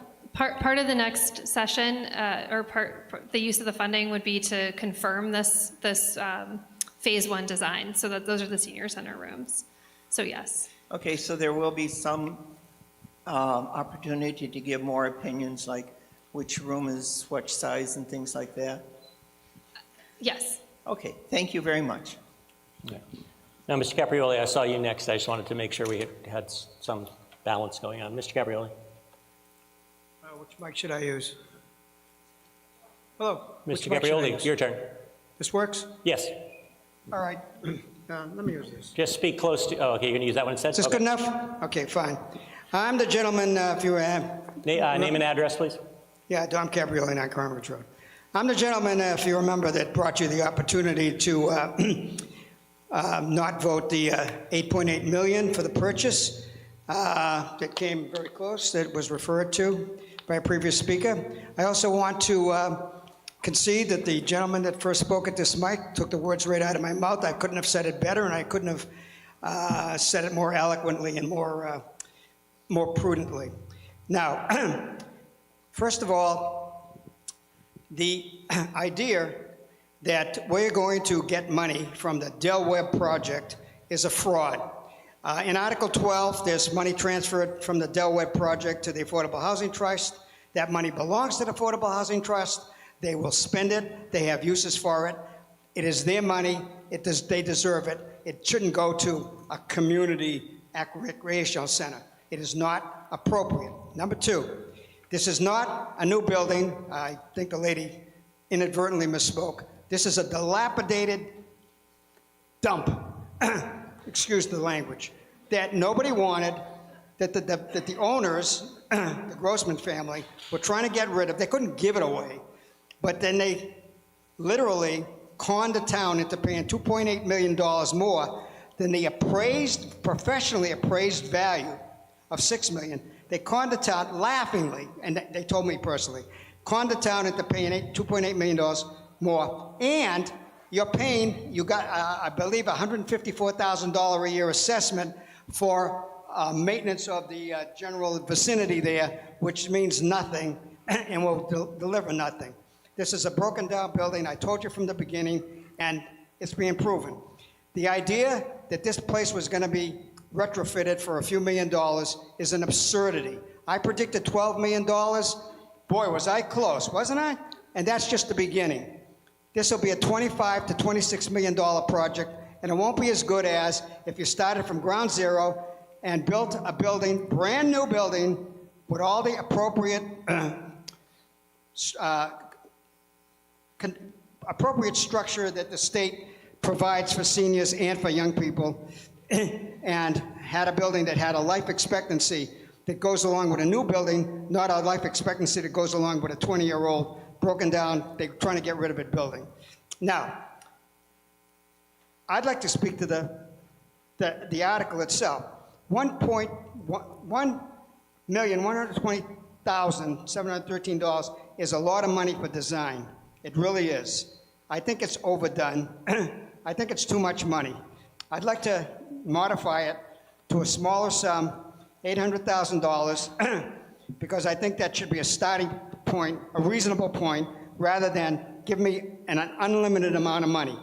An unlimited amount of money doesn't work here. Now, I want to say one last thing, ladies and gentlemen. There was a movie after World War II. I forget, I think it was Cary Grant that was in it. And they were building a house. Excuse me, did I run out of time? But this is very important. The movie was called The Money Pit. This is the municipal equivalent of The Money Pit. Thank you. All right, thank you. All right, just so you know, the rules are the red light goes on with approximately 30 seconds left, so it's essentially time to conclude their remarks, but thank you for that. I saw the gentleman over here. Name, address, and you have the floor, please. Daniel Schur, 26 Haskell Street. Sorry, could you say that again, please? Daniel Schur, S-C-H-U-R, 26 Haskell Street. Thank you. When this building came up for sale, it was $8.8 million. We were led to believe that it would be minimal amount of upgrades to get it into compliance, stating that we wouldn't have to do, when the state bid goes out, you have to pay prevailing wage. And all these things, we're gonna make this a much cheaper project. So in reading the Community Advocate, updates will run about $25 million. And I think everybody can agree, if we take the 8.8 and the 25 million, we're at $33.8 million. Over 20 years, that would pay for 2,000 memberships at the YMCA. So just think about that when you're voting on this. Maybe the town shouldn't always try to be in every sort of business. We aren't in a desert, being up in Presque Isle, Maine or someplace where there's no other activities around. And I think that's a very expensive thing for 2,000 people. I don't even know if there's projections on how many people are going to use this facility. In addition, I'd like to see the rec department focus on things like Lake Chauncey, getting lifeguards there, and focusing on things within their reach, as opposed to us reaching for something very grand. That's it.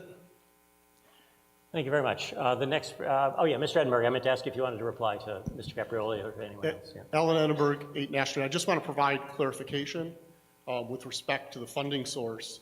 The Del Webb Lake Chauncey project has 2 separate mitigation funds. The first fund, totaling $1.4 million, was part of the original permit, the special permit issued by the planning board. And that was intended to be paid out annually on the anniversary of the permit, $600,000 after the 3rd year, $200,000 every subsequent year until the $1.4 million was paid. And if the project finished early, it would be due before the last occupancy certificate could be issued. The Article 12, which is coming later, is the transfer of that fund. The Del Webb Stabilization Fund happened because the state rejected the zoning and the permit, saying you can't have 55 plus unless you also allow 18-year-olds and younger to live. And the town stood its ground with Del Webb. There was an extended negotiation back and forth involving members of the select board and other members of town staff to come to a financial settlement that would allow them to get a variance to build the project the way it was permitted and still compensate the town. And that's the $9 million that comes in over time with each building.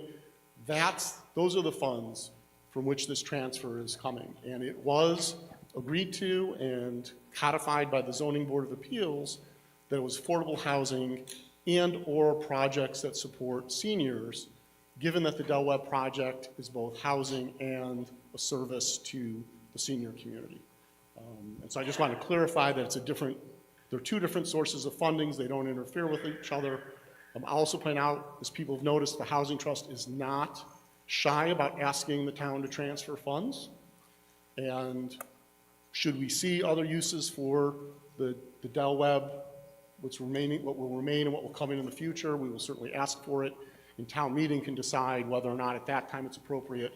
At this point in time, we don't have a need or near-term projected need for any more funds from that trust. And so. Thank you, Mr. Edinburgh. The next person I saw was Mr. Dunbeck. Mr. Dunbeck. Yes, Pete Dunbeck, 8 Wayside Road. I stand in favor of this article. And I'd also state that I think the previous decision of purchasing the building was a good decision. I was in favor of that at the time. I don't think we need to relitigate that. We already have the building. I think the approach that's being proposed here is attractive. I was quite concerned as some of the discussions were going on over the summer that there was going to be this one huge project coming through. I think the phased approach is a smart way to progress. I think the focus on building out the senior area first and the senior center is a smart move. People have criticized this building. Have you seen the senior center? I mean, that's an old building. That is in dire need of replacement. And I think this is a good approach and a wise investment for the seniors of Westborough. Whether we ever get to phase 2 and the investments will be decisions and debated on this floor at future meetings. And I don't think we should prevent the movement of the senior center at this time because of anticipating future expenses. Those decisions get made stepwise, and you'll have your chance to vote in those future meetings. So I endorse this article. Thank you, Mr. Dundeck. Mr. Considine? Yes, I would. Yeah, you've already spoken, so I'm just going to recognize Mrs. Spring behind you. So we'll go through people who haven't already spoken, and then we'll see how it goes. Ms. Spring. Carolyn Spring, Deer Slayer Lane. I took some notes and I actually... Can you just speak a little closer to the mic, please? Thank you. Sorry, is this good? Yep. Okay, great. I took some notes. I watched the last fall's town meeting, so I would be fully up to speed on what was said. And so, a couple of things. First, in the survey that was held, it said that seniors were undervalued in this town. So my question is, why do we keep taking space away from them in this building? Because that's what it seems like we're doing. The current senior center building, rather than selling it, maybe use it for senior housing, because the seniors are really getting pushed out of town with the increase in property taxes. I don't know if you've noticed driving around town, the for sale signs. That might be something to consider rather than selling the building, make it into senior housing, because we sure could use it more than just the Beach Street facility, which is the main senior housing. There's like a 2-year plus waiting list for it. Question on the maintenance costs. Christy had mentioned last year, FY25, something for like custodian, community center manager, some insurance, and she gave some numbers, and I'll be the first one to say I really wasn't following too much with the numbers. But the funding sources, she said, could be there's a sale of real estate account, plus the Pulte payments for the first floor, which would be for the seniors, and the Community Preservation Act money. I have no problem, and I fully support the analysis that the Pulte money can be used for seniors, but for seniors, not for the rest of the building, but only for the senior center portion of the building and nothing else. And so I am requesting specifically that that money that is used from the Pulte funding, that there be an itemized, detailed accounting provided to the members of the town showing exactly what that money was spent on. I don't think that's an unreasonable request, because that's what the agreement was with the town and Pulte when everything was negotiated way back when. There was something about we have to pay for access to the property to the overall owner of Bay State, and we get the first 6 months for free, but then we have to pay for access, something like $13,000 a month. So if you could clarify that, and maybe I got that wrong. I was making dinner at the time when I was listening. And then before like everything gets done, if some of the empty space, because we know that the library needs certain repairs made to it, and the stacks, you know, the books and other stuff is going to have to be moved out for a time, maybe use that vacant space until it gets filled up for the use for the library, so the library doesn't incur extra expenses. As quickly as possible. I'm sorry, I'm at the bottom of the Yeah, page, but John. you're out of time, so if you Okay, sorry about that. Thank you for your time. Thank you very much. Before we move on, I've been asked to give a reminder that the babysitting volunteering service ends at 9 p.m. It's about 8:48 now, so just wanted to keep that in mind for anyone using the babysitting. The next, yes, did somebody want to respond to that? Ms. Marshall? Yes, Shelby Marshall, 7 Charles Street. Couple points one for historical buffs. If you refer back to Annual Town Meeting 2020, Article 22, I'm going to read it. It was to see if the town will vote to establish a stabilization fund for the purpose of mitigating impacts of the Del Webb Chauncey Lake development by supporting affordable housing initiatives and/or seniors through capital projects and other programs, and further to dedicate all monies received for this purpose to such stabilization fund or take any action thereon. So that's just a point of clarification. To the last question that came up, regarding space. This is actually a significant increase of space available for seniors. It is not a decrease compared to what the seniors currently have. So we can talk specifics at any time, but it is an increase. So that's was incorrectly stated by the speaker. And the access to the building that was referenced, that was referencing CAM charges or common area maintenance charges. And when the select board negotiated the purchase and sale with the seller, we reserved the right to maintain our property as we needed to. If you're familiar with commercial real estate, they have their lessors pay common area maintenance charges to, you know, sweep the area, plow the roads, etc. The town wanted to reserve the right to do that on its own, but to exercise the right should we want to and get into an arrangement with the property owner that we could do that. So that's what it's referencing. We're not tied to doing that. Is there anything else the board wants to add to that?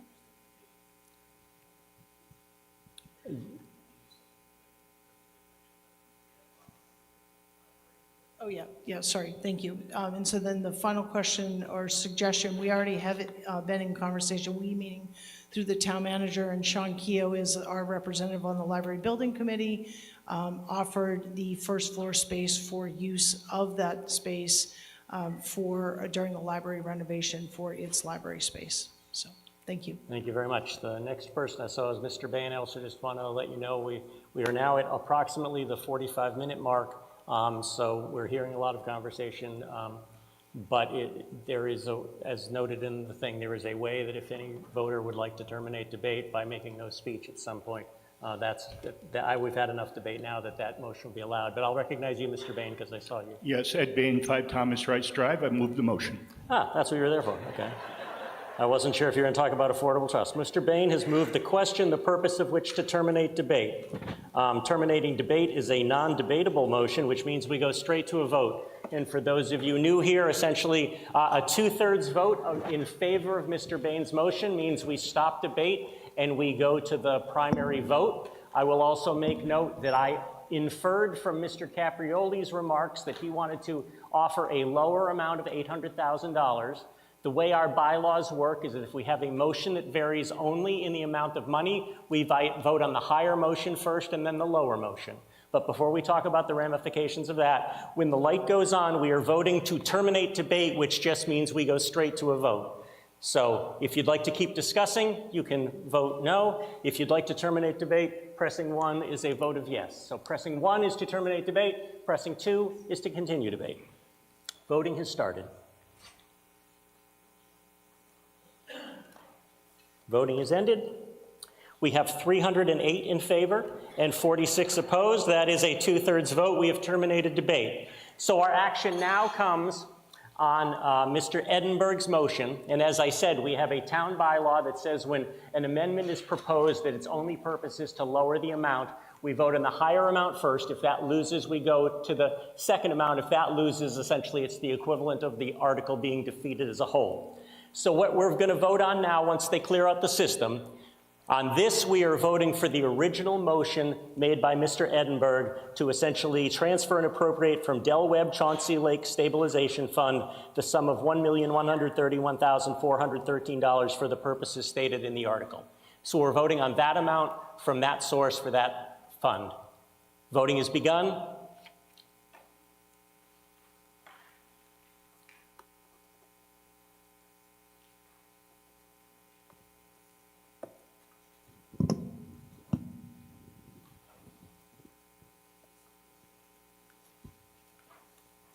Voting is ended. We have 189 in favor, 184 opposed. The motion carries because this is a transfer from this stabilization fund. It only needed a majority vote. We turn our attention now to Article 10, the golf club building project. Is Mr. Gordon making the motion?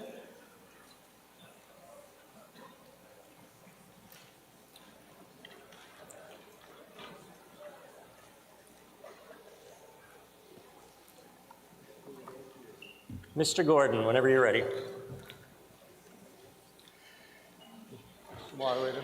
Gordon, 60 Summer Street, Chairman of the Municipal Building Committee.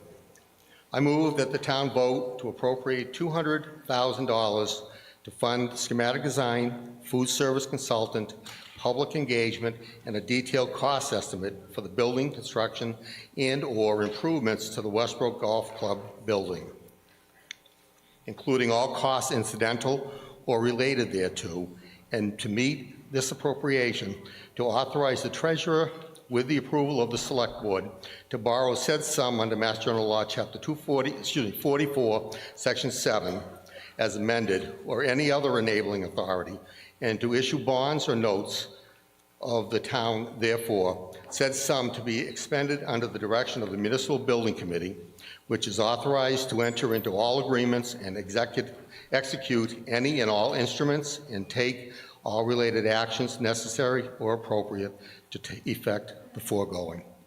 Thank you, Mr. Gordon. Yes, presentation. We have Jen Kirkland. She's going to give a presentation on what the reuse committee initially recommended to the town.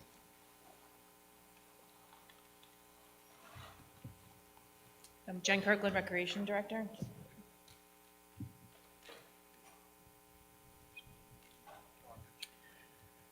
I'm just going to give a brief overview of how we got to where we are today. I won't read these slides word for word because this is very similar to the presentation that we had done previously. But the golf club is located at 121 West Main Street. The building is a combination of a 1- and 2-story wood frame structure with a partial basement and crawl spaces below the first floor. It was constructed around 1900 and it contains 7,387 square feet of usable space. It was transferred to the town in April of 1975. In 2022, the restaurant that was previously located at the golf club building experienced a sewer issue. At that same time, the Department of Public Works had commissioned a building assessment identifying the building needs. The results of that assessment coincided with the restaurant's lease termination. After review of this assessment, the Select Board appointed a volunteer committee to advise on the future use of the building. The committee had three main charges. It was to recommend whether or not to rehab the building or do a demo and do a total rebuild, identify the expected use of the building, and consider other recreational uses for the community. The golf building reuse committee took a number of actions. They reviewed the assessment plan, toured the building. There were an in-depth tour of the facility. There were immediate repairs that were going to be needed that were totaling over $900,000. And we saw input from the community with a survey, and we had 1,500 responses.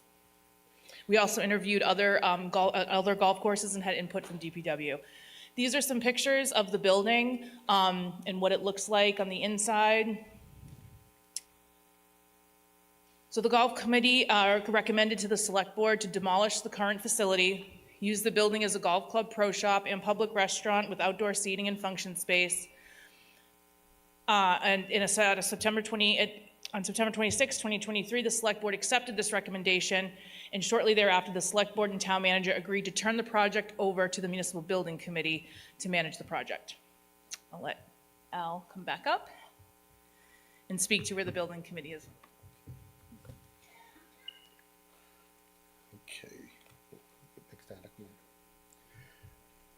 We were tasked by the Select Board to enter into an agreement with an architect to do a feasibility study on which way we should go with this project.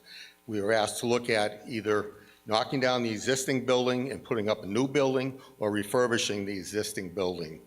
We asked for them to come in with the prices for us and also designs of what the building would look like. They did that. They came in with two prices for us. The project for renovating the existing building came in at $8,211,977. Now that's just renovating. I can guarantee you, once they get working on that, there are cost upgrades that are going to come through because of there's going to be change orders. We found that with the Forbes building when we did that renovation. So that cost there, to me, is low, but that's what they gave us for a price. The new construction would be $7,290,977. $992. So it's almost $1 million less to put a new building up there. But what we asked them to do is we also asked them to come in with a couple people to talk to us about a restaurant being in there and what it would entail, because we need to know from these restaurant people, because we're not professionals in this, they are. So we asked these people to come in and to give us a brief overview on what it would take, because if we're going to put a restaurant in there, we want this to be able to fund what is going to take for us to put the new building up. So this article that we have going forward here is looking for the money to pay for a consultant that will come in and can do an in-depth study of what it will take if we're going to put a restaurant in the building. I believe Christy may want to talk on this part. This is about the public-private. Oh, Jen? Okay. Back to you, Ms. Kirkland. Sorry, we keep switching here. So there's a couple, so when we talk about funding this portion of where we are at in the design, we would go out to borrow, and the debt service of the payments would come from the golf course retained earnings. There's been some talk about a public-private partnership or ground lease option, and after discussion with town council, this option is considered problematic because of the town's use of the portion of the building for the pro shop. So for this article, as Al had said, we want to develop a proposed schematic design with the goal of funding the project through the enterprise fund, mainly figuring out what the enterprise fund can support moving forward. We want to work with a food service consultant to identify lease payments based on design, because the only new revenue with this building would be a restaurant. So we want to know realistically what a restaurant would come in and pay. And again, funding through a borrow with the debt service intended to be coming out of the Golf Enterprise Fund. The highest cost year is estimated to be $19,000 for this borrow. Here's a chart that just shows the golf course retained earnings balance over the last 5 years. So as you can see, that we're in a pretty stable place. We continue to grow the retained earnings. And after some forecasting and some research by our finance director and town manager, we believe that the enterprise fund can handle this borrow. And I believe that's all we have for presentation. So happy to field any questions. Thank you very much. Questions? Mr. Considine. Yeah, Joe Considine, 10 Smith Street.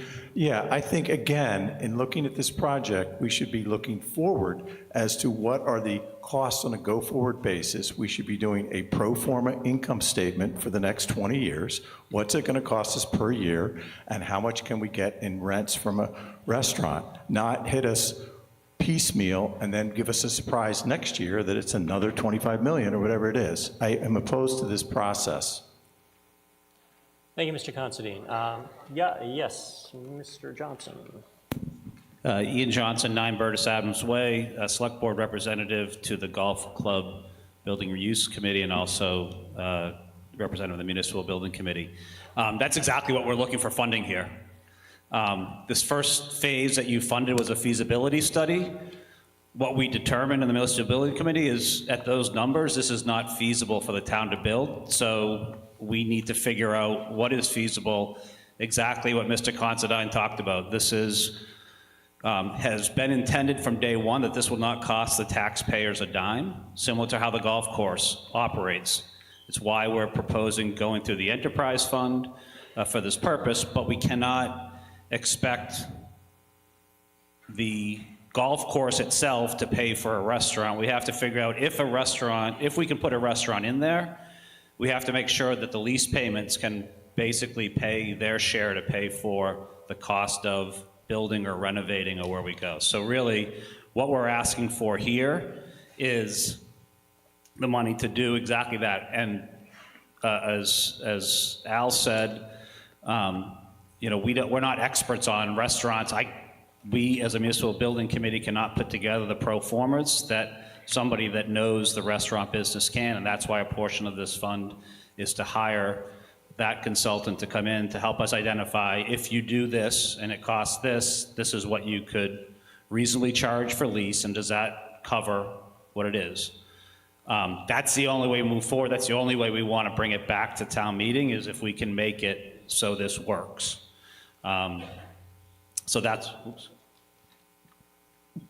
Yeah, and again, the $200,000 involves public engagement as we go through this process. So that will be, inclusive of that. Time frame, we don't know how long that will take, but that's what we're trying to do, to come back with something that's reasonable and feasible for the town to look at and say, that makes sense to happen, to be paid for by usage. The golf course, as it does today, paying for the pro shop, a restaurant paying for the lease payment. So again, and I said it many times, and I say it on municipal building committees, that this does not cost us all as taxpayers any money to operate this facility. Thank you. Thank you, Mr. Johnson. Before I proceed, is the scout still here? Hang on. Yeah, wait a second. Is the scout still here? Okay. If not, I'm going to recognize Mr. McMahon. And there was a point of order. Can somebody, who is, and what's your point? Is if it's just you want to make a speech, that is a legit, okay. Okay, so can you go to a microphone just so for the record we can hear your name and address and state your point, please?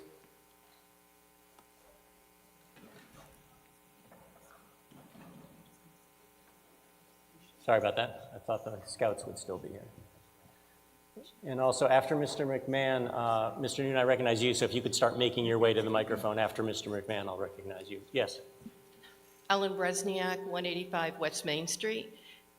The warrant says $450,000. The presentation, the first slide said $200,000. Yeah. Okay, yes. So how much is it? Yeah, well, the warrant is essentially just setting the framework for what we can discuss. The warrant article said $450,000 or such other amount. But typically the or such other amount would let it go a little higher, but the fact that the actual motion is lower is allowed, and what's being asked for is exactly what Mr. Gordon read in the motion, which is borrowing $200,000. So the amount that we're going to be asked on eventually will be $200,000. With that said, I'm now going to recognize Mr. McMahon from the Advisory Finance Committee. Gene McMahon, 227 Flanders Road. Earlier this evening, the Advisory Finance Committee voted on the new amount in the article and voted 5-1 in favor of the article.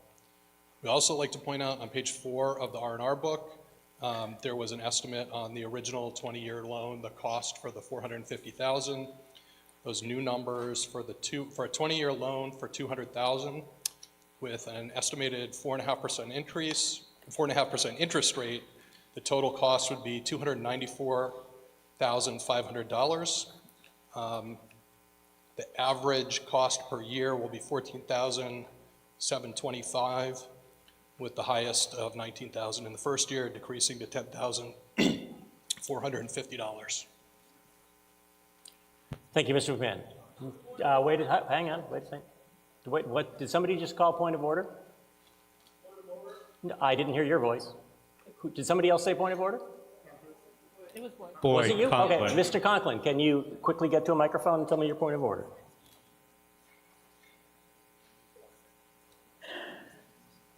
And again, a point of order has to be procedural, so. In the select board meeting, Sean Keogh mentioned that Okay, that's not a point of order. Point of order procedural. If you'd like to ask a question about the article in the motion, you can get in line. I think we have, from the select board, we have the numbers of $8 million for the building. But that's not a point of order. That's a question about whether you support the article. It's not a procedural question about how the meeting will go forward. So we'll go back to our discussion. If you'd like to ask your question, we'll get to you if and when we get to your point. Mr. Welch. Patrick Welch, 15 Chauncey Circle, Chair of the Select Board. I would just like to report out that the Select Board voted unanimously for the reasons as stated in the article. Thank you. Now, Mr. Noonan. Thanks. Chris Noonan, 13 Cross Street. It seems to me we're being asked to pay for information that's already available from the first 10 months, from January till today, and the first $100,000 that we appropriated in March, where only $60,000 has been spent, so there's another $40,000 that has been spent.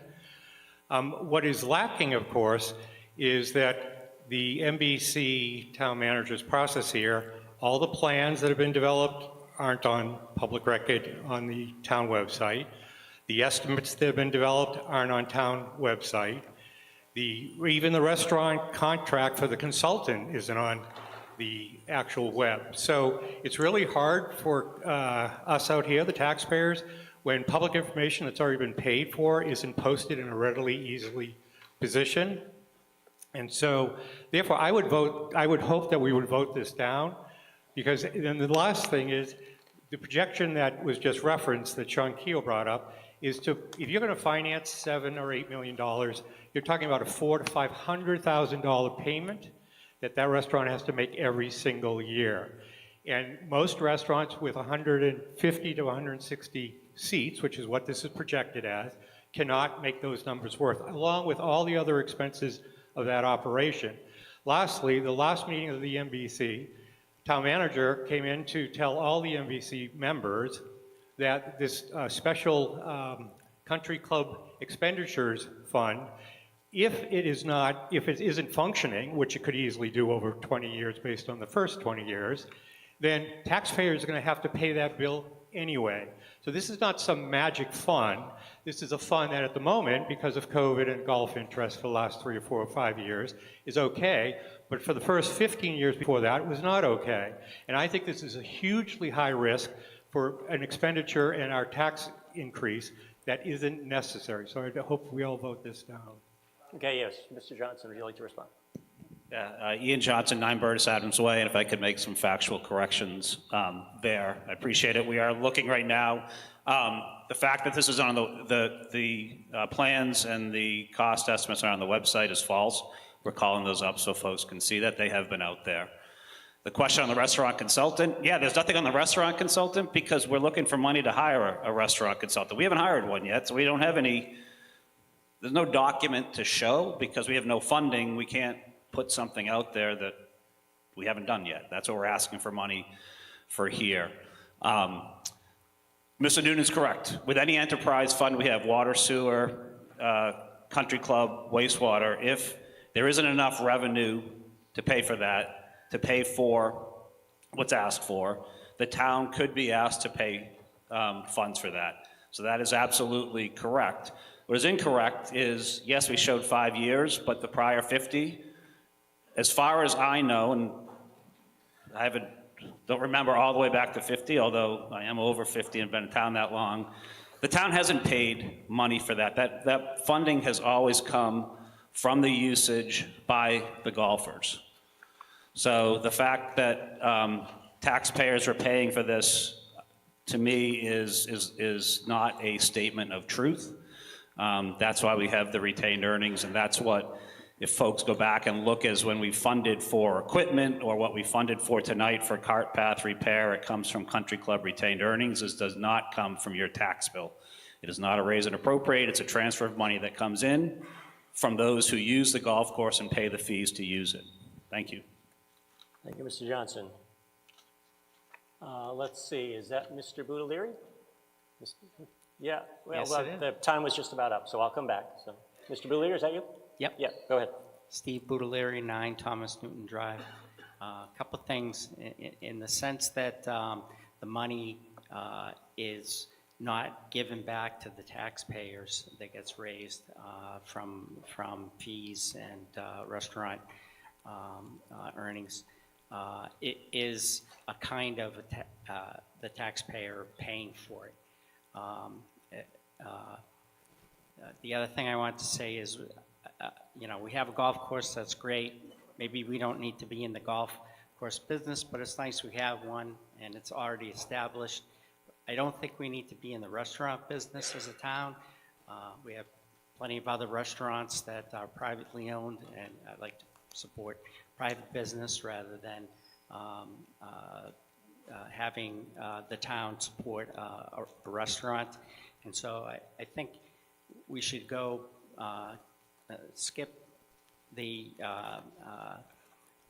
analysis of what to do about the building and go right to making it a nice clubhouse, you know, but basic, you know, a little bit of a pro shop, maybe a bar, and some place to get hot dogs and hamburgers and Coke. It would cost a lot less than a restaurant with a lot less risk to the taxpayer. And I think this is a great opportunity to reduce spending in the town. Thank you. Would either Ms. Williams or Mr. Johnson like to add the extra information about what was found, or Mr. Keogh?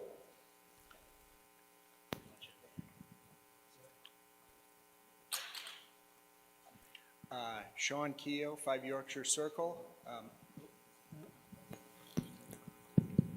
Sean Keogh, 5 Yorkshire Circle. Nice to get quoted tonight. Thank you very much. We had an open discussion when we were talking about this article, and we saw those numbers, $7 and $8 million. And what does that mean when we borrow that money for 20 years?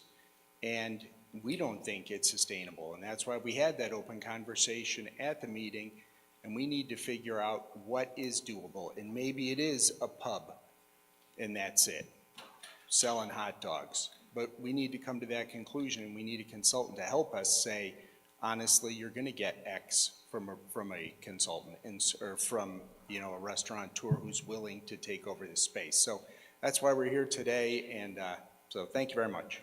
Thank you. The next person I saw was Mr. Dunbeck. Mr. Dunbeck. Yes, Pete Dunbeck, 8 Wayside Road. I am maybe a little confused or concerned about what I'm hearing. Could you put the article as stated, not as printed in the article? Because the document here talks about doing a bunch of work all the way through construction documents and so forth. I think that's way too premature for us to approve funding to carry the project through funding. So what is the deliverable that's being approved here for $200,000? It seems like a lot of money for a consultant about a business we're not sure we even want to be in.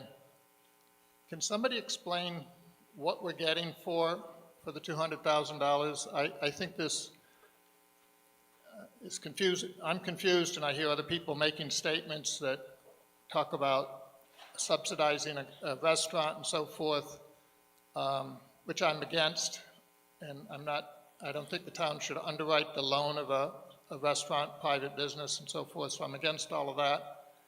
But I don't even know exactly what this article is.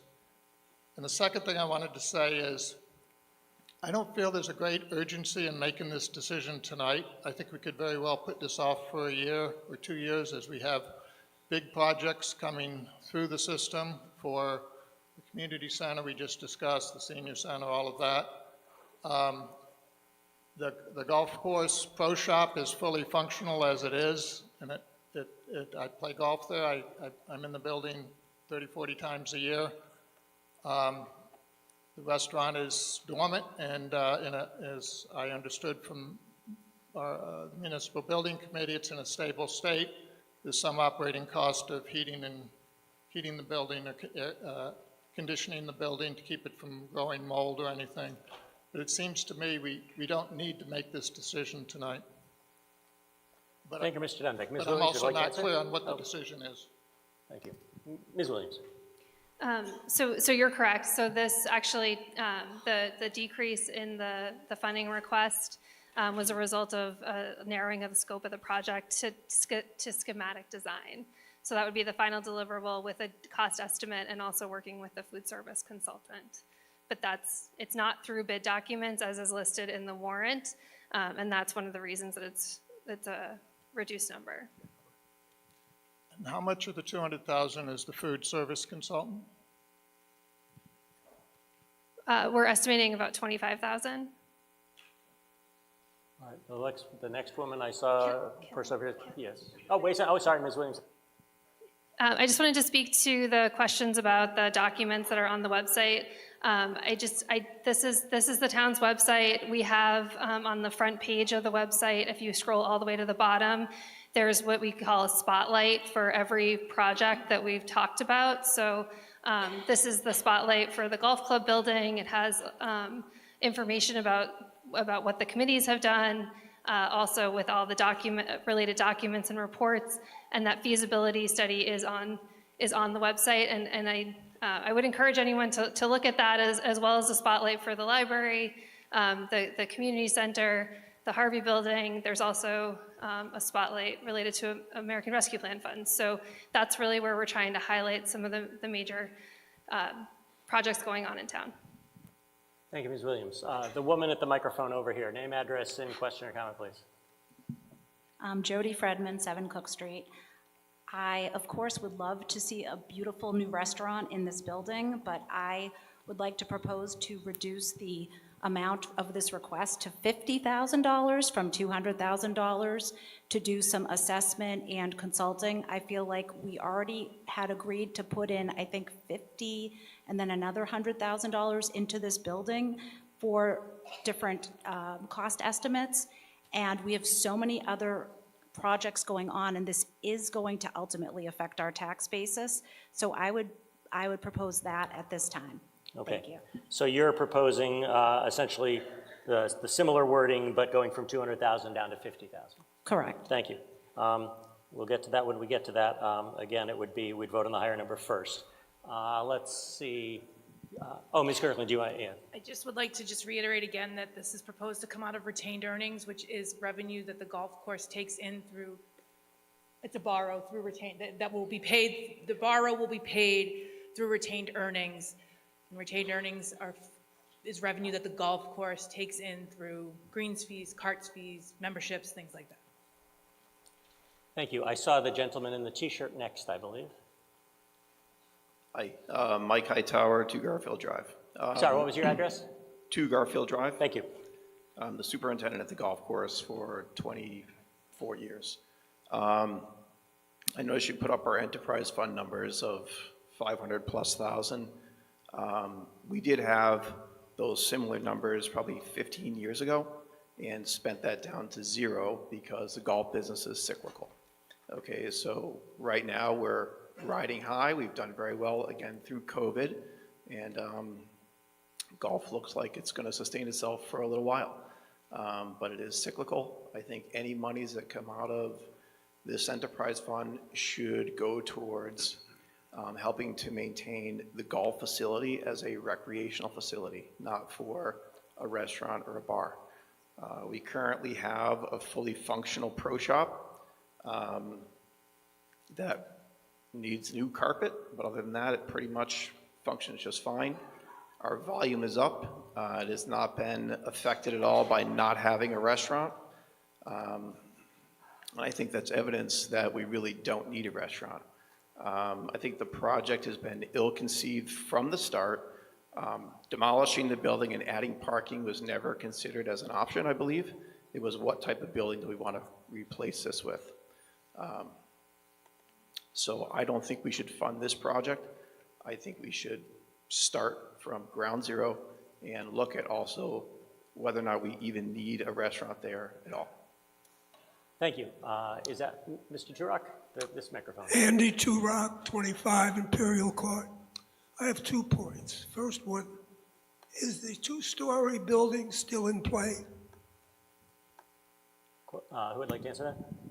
No, it wasn't feasible. Okay, well, that answers one of my problems. Yeah.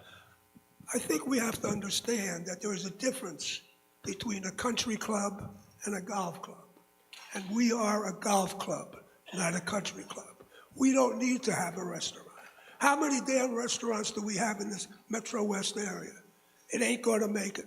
And I think golfers don't need to have a place to sit down and have a dinner after they play golf. Thank you, Mr. Turok. Next person I saw was the woman at this microphone. Suzanne Petrie, 18-wheeler. I oppose this as it stands. I think to what the gentleman before me was saying is that having a new building is 100% taken off the table. I don't believe anybody said that during the presentation. I know this gentleman just asked the question about it. I watched the Municipal Building Committee meeting that was the end of September, where you were like looking at some numbers and got some like rent estimates and what the golf course brings in. And my back of the napkin math was, okay, you have a construction budget of around $2 million.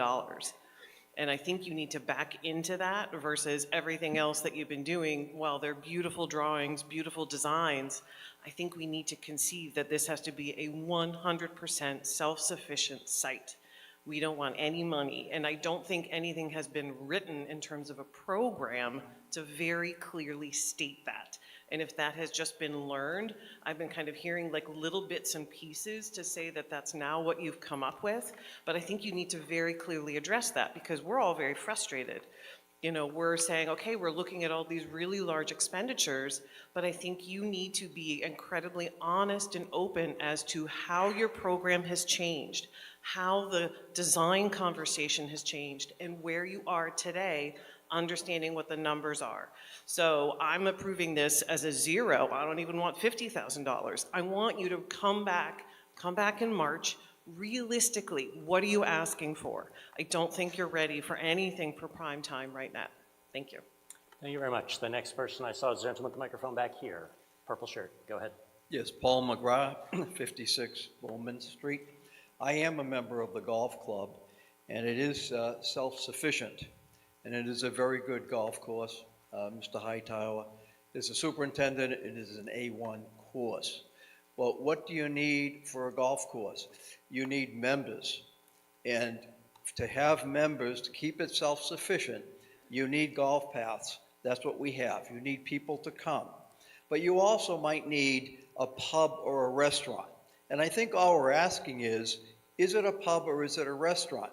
I will tell you that golfers like to have a libation after they play golf. And they don't like to travel too far. And the needs are very small.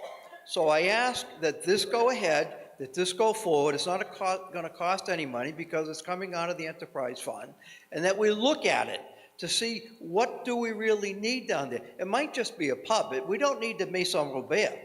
We just need something there at that club. So I heartily endorse that we spend the $200,000 or borrow that $200,000 to look at this and move it on, and let's go on so we don't talk about this for another 5 years. Thank you. Thank you, Mr. McGrath. Mr. Silverberg. Mark Silverberg, 7 Weld Street. I'll move the question.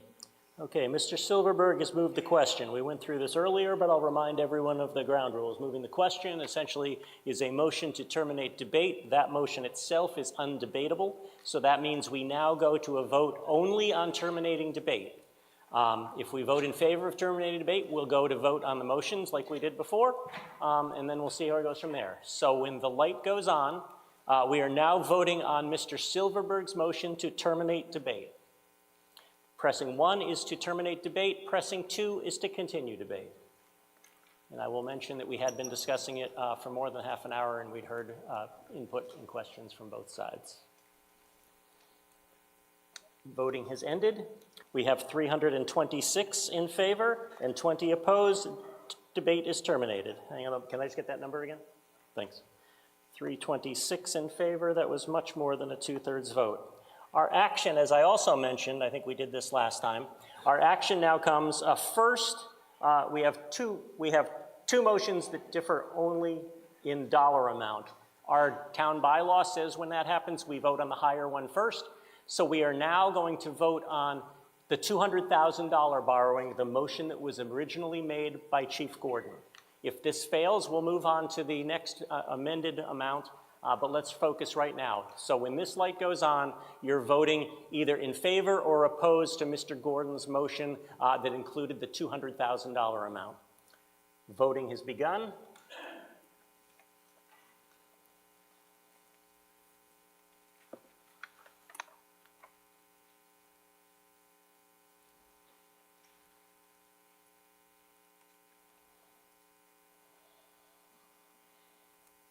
Voting is ended. We have 122 in favor and 228 opposed. That motion fails.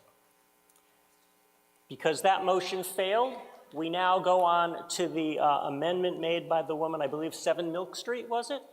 That was to reduce the $200,000 to $50,000.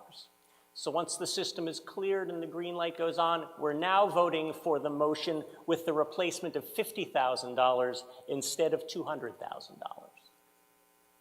Whenever you're ready. So voting has begun. So this is on an amendment. This is voting on a $50,000 amount replaced in Mr. Gordon's main motion.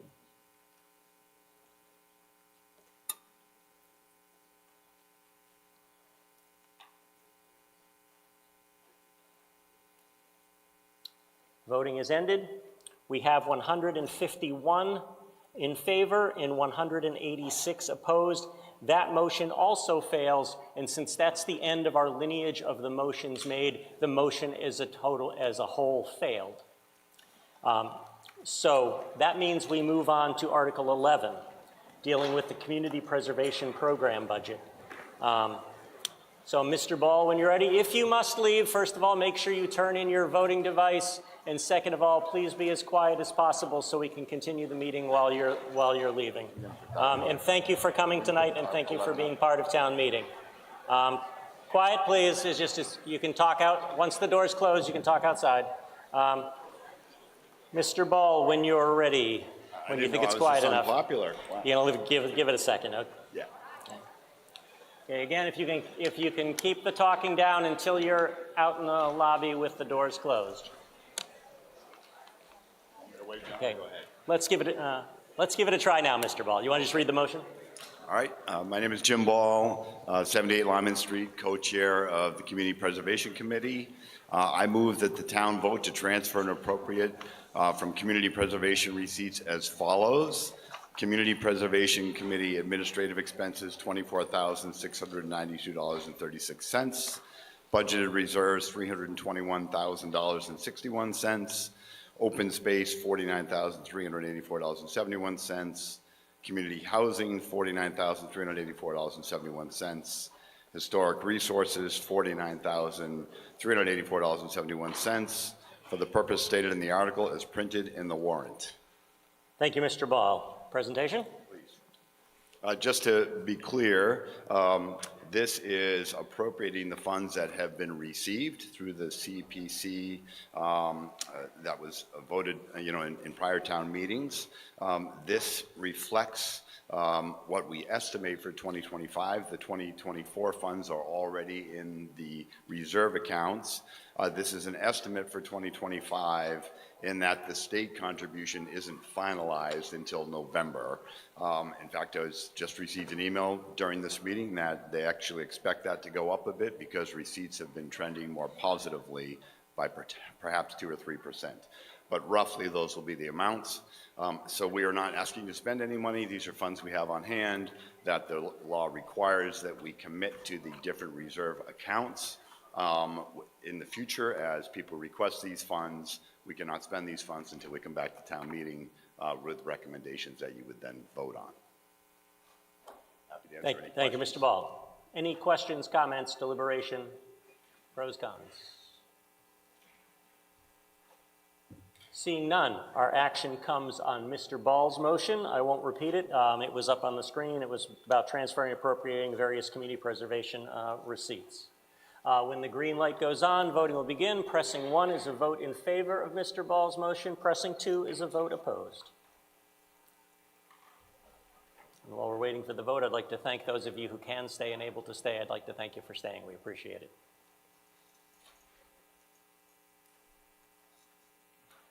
Voting is ended. We have 169 in favor and 23 opposed. The motion carries. That is way more than a majority vote. Moving on to Article 12, requesting a transfer to the Affordable Housing Trust Fund. Mr. Bain, when you're ready. Ed Bain, 5 Thomas Rice Drive, Chair of the Westborough Affordable Housing Trust. Mr. Moderator, I move that the town vote to transfer and appropriate from the Mitigation Stabilization Fund the sum of $201,194.34 for the purpose stated in the article as printed in the warrant. Mr. Bain? Just Any the comments? questions. No, okay. If We you- did this a year ago, same thing. All right, if there are questions or comments, please make yourself known. Seeing none, when the green light goes on, we will be acting on Mr. Bain's motion to move that sum of money that he read from the Mitigation Stabilization Fund for the purposes of the article. Voting has begun. Pressing 1 is a vote in favor of Mr. Bain's motion. Pressing 2 is a vote opposed.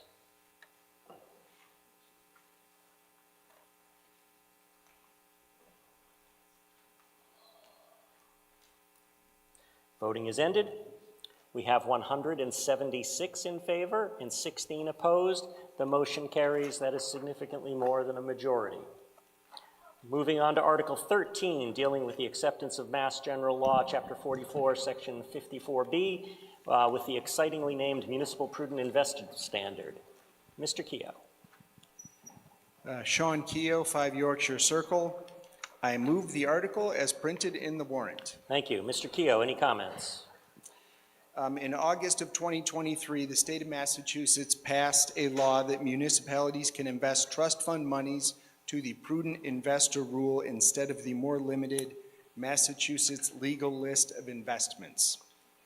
A vote in favor of this article will allow the investment of town trust funds to be taken off the more limited and restricted list and allow the town to apply the prudent investor rule to manage the trust funds like other long-term investment assets.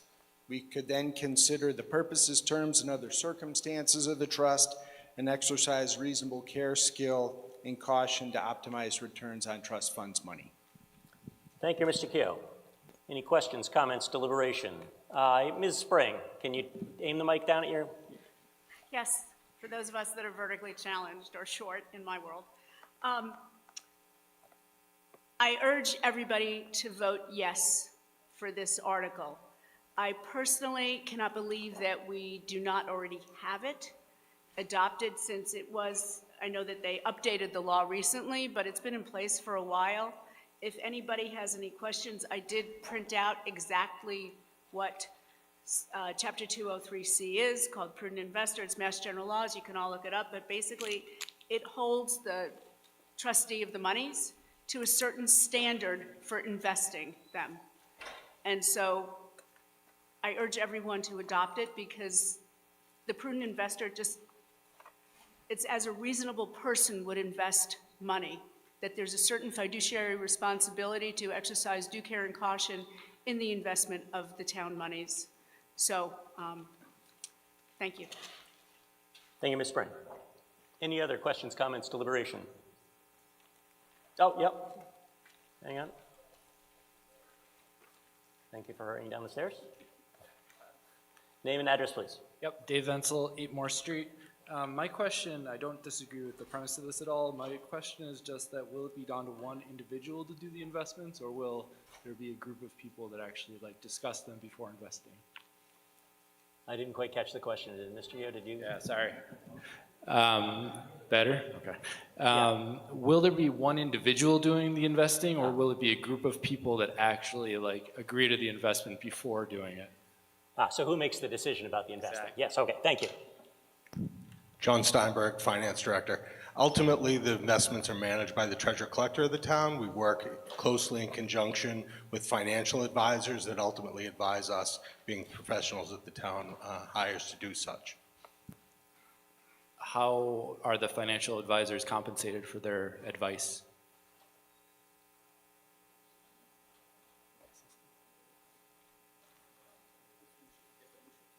They are fiduciaries.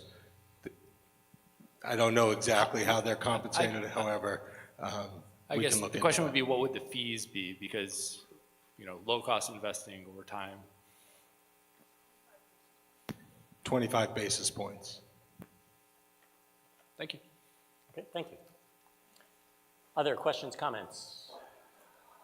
Seeing none, we'll move to a vote on Mr. Keogh's motion, which is to move the article as printed in the warrant, which is to accept that general law. When the green light goes on, voting has begun. Pressing 1 is a vote in favor of Mr. Keogh's motion. Pressing 2 is a vote in opposition.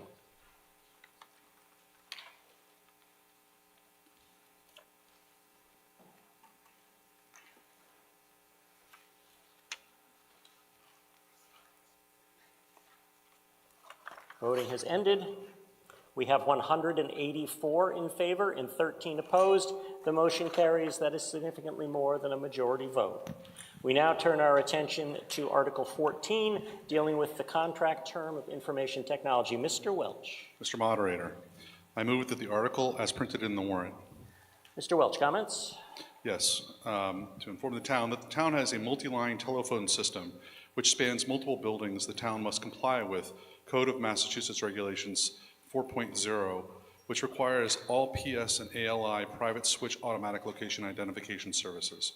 This service provides correct location information via the enhanced 911 service for emergency responders. Without it, all calls would appear to come from the town hall, even if they originated at the DPW, senior center, or any other public building which uses the town's hall's PRI, primary rate interface.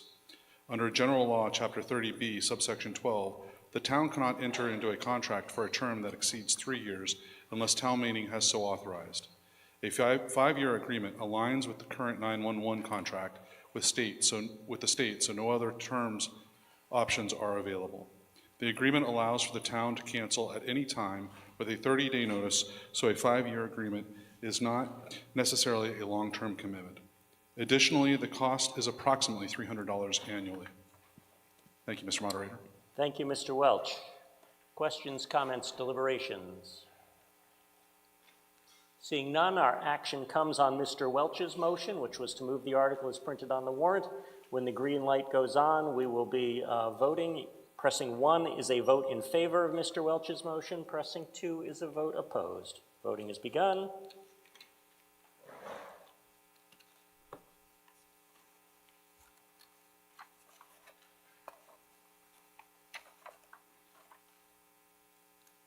Voting is ended. We have 179 in favor and 6 opposed. The motion carries. That is significantly more than a majority vote. We now move to Article 15. Yes.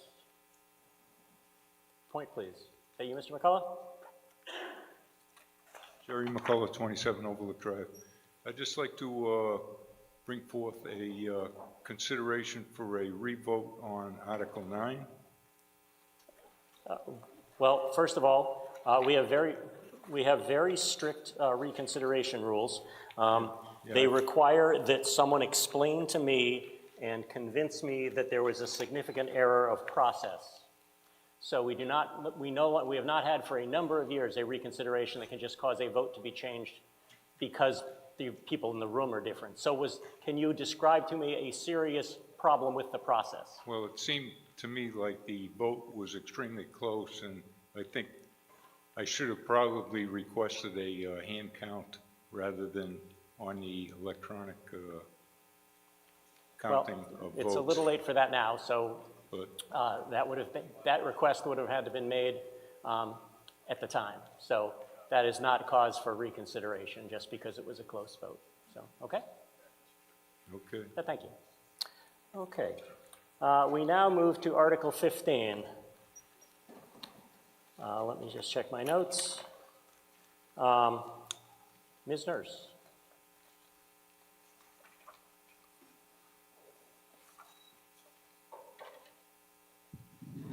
Hazel Nurse, 80 Nurse Street.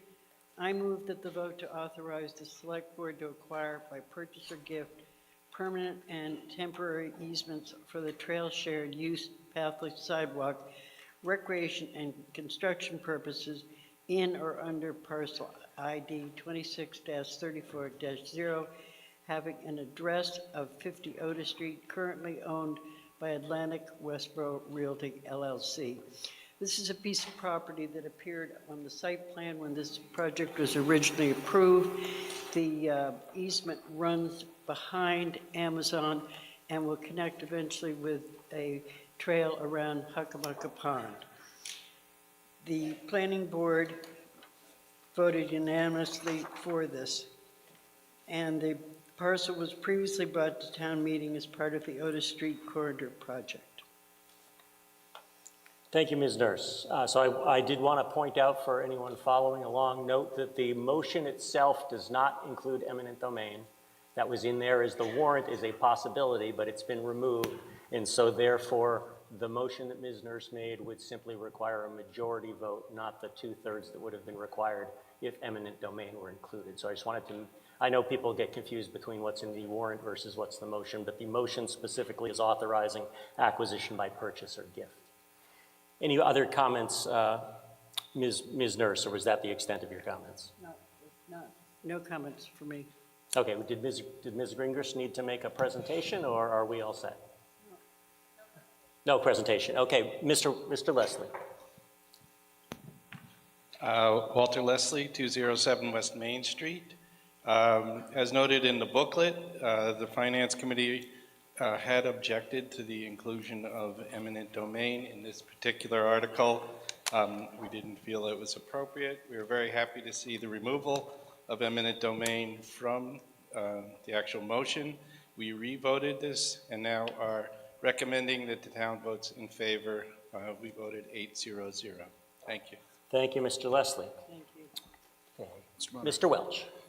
Patrick Welch, 15 Chauncey Circle. I'd like to report to the town that for the reasons stated and listed in the motion, the Select Board has voted unanimously in support of this. Thank you, Mr. Welch. So with that, yes, gentleman at the back, microphone, please. Yes, my name is Robert Finelli, 12 Butterfield Drive. Thank you. I'm opposed to this for 2 reasons.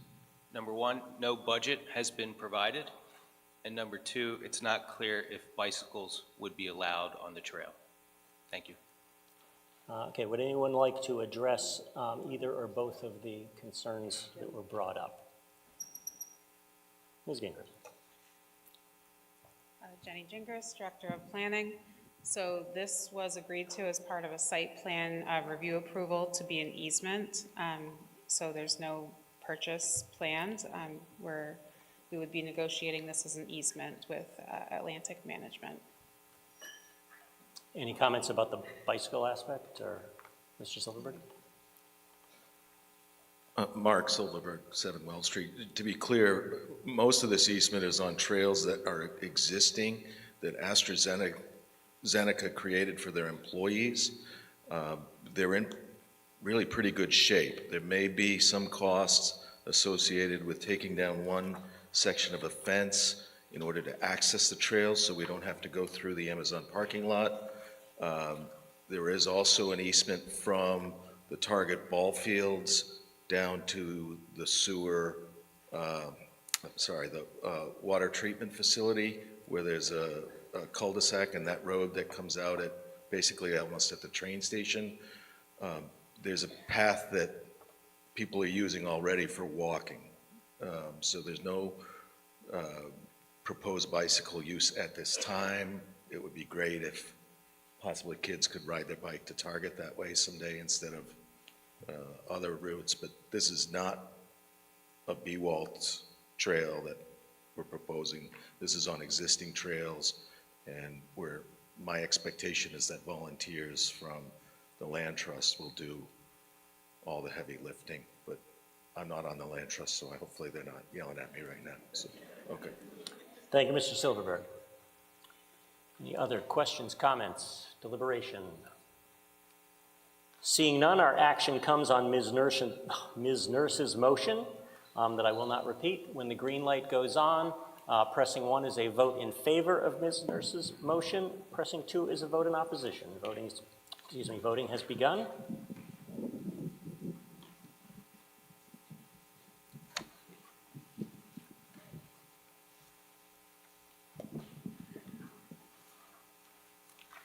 Voting is ended. We have 174 in favor and 11 opposed. The motion carries. That is much more than a majority vote. Mr. Moderator. Mr. Caprioli. Tom Caprioli, 9 Crown Ridge Road, and I rise on a point of order. Your rejection of the reconsideration vote has to be based on something versus your opinion or your feelings or what you think is nice. There has to be some legal framework. Yeah, the legal framework is a bylaw of the town. Which bylaw is that? Could you please give me a total reference, legal reference for this action, so I can look it up and verify that you've been. Thank you for trusting me so much, Mr. Caprioli. I will now read to you from Article 2, Section 12 of the Westborough's town bylaws that are available on the town website. And it says, Section 12, reconsideration. Once final action has been taken on an article and the meeting has taken up the next order of business or has adjourned, the matter may not again be taken under consideration at that town meeting unless, in the best judgment of the moderator, a significant error or omission occurred in the language or the process of the original action on the article, or a significant change of circumstances has occurred such that there is a clear likelihood that the outcome could change upon reconsideration or that reconsideration would be in the town's best interests. Such errors, omissions, or changes of circumstance shall be brought to the moderator's attention as soon as they are known, and the moderator shall determine if and when the matter will be taken up. The moderator shall announce the decision to the town meeting. If the moderator determines that the matter may be taken up pursuant to this section, a 3/4 vote shall be necessary in order to proceed with the reconsideration. Okay. Things were brought to my attention. We had taken up the next article. No, I understand what occurred. I just wanted to make sure you had a very firm legal basis for your action. Mr. Caprioli, I try to know what I'm doing. Thank you for your continued support. Nobody's perfect, you know? I know. And I actually made a mistake last town meeting in March, and I let Mr. George ask if he wanted to reconsider, and he didn't. So, but thanks. Anyway, on to Article 16. Let's see, dealing with an amendment to bylaw Article 54, Stormwater Management Bylaw. Mr. Payant. Chris Payant, Director of Public Works. I move the article is printed in the warrant. And it's a lengthy bylaw, so I think we're going to get a presentation. So it's late on a Monday night, and it's a bylaw, and it's not super exciting to talk about, but it's certainly important for the town. I'm not going to read it to you. You've had the opportunity, hopefully, to read it if you choose to. I'm going to just show a slide that I don't like to read to you, but I'm just going to highlight some of the rationale for this update. So the current bylaw was approved in 2008. It's a little bit dated. We have a requirement through a permit that's issued by the EPA jointly with the Mass Department of Environmental Protection. And that permit has a long list of things we're supposed to do, and one of them is update our bylaw, and this is something every town is doing or has done. There's certain criteria and certain things that have to be addressed in the bylaw. We're part of a coalition of towns where we pooled resources. An external consultant was hired, funded by this coalition, that assessed our bylaw and many others and identified a list of things that need to be corrected and where the shortfalls are. We then made those updates, coordinated them with the Conservation Commission and other entities, and got to where we are today. So as it says on the bottom half, I guess there's no slide up there, sorry. Well, I'll keep going. So that was that's where we are with the current bylaw.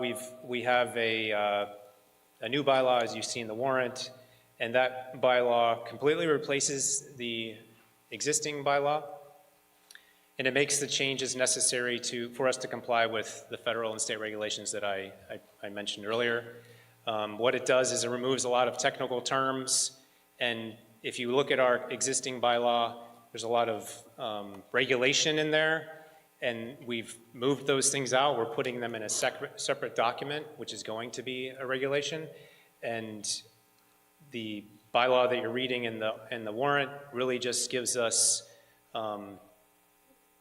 who's responsible, what are some of the broad parameters that we have to adhere to, and what do we do, and this is really the key for the regulations that we're trying to adhere to, or the compliance with the EPA and the DEP, and it's the enforcement side of things, so that's really been amplified in the bylaw that you have in your warrant that gives us the ability to enforce the standards that exist. This bylaw really applies to, I won't say it's exclusive to commercial side of things, but we're really talking about large-scale construction that has environmental impacts potentially in terms of erosion and other sorts of things, and this bylaw is what helps us issue guidance to those those entities through permits to comply with state and federal regulations. So happy to answer any questions, but that's the gist of the bylaw. Thank you, Mr. Payant. I will, Mr. McCullough, are you, Mr. McManus, are you going to ask a question? Okay. Yes, I was. Yep, just want to see if it, okay, Mr. McManus. Joe McManus, Isaac Miller Road, totally in favor of clean water and getting our regulations updated. It does worry me that I don't see here any relief for small projects. And in fact, top of page 7, alter, any activity is what it describes, and it doesn't tell you what's exempted. So I liked the note of the dissenters on the Finance Committee who suggests that we maintain the 5,000 square foot maximum disturbance area as exempted, everything under that.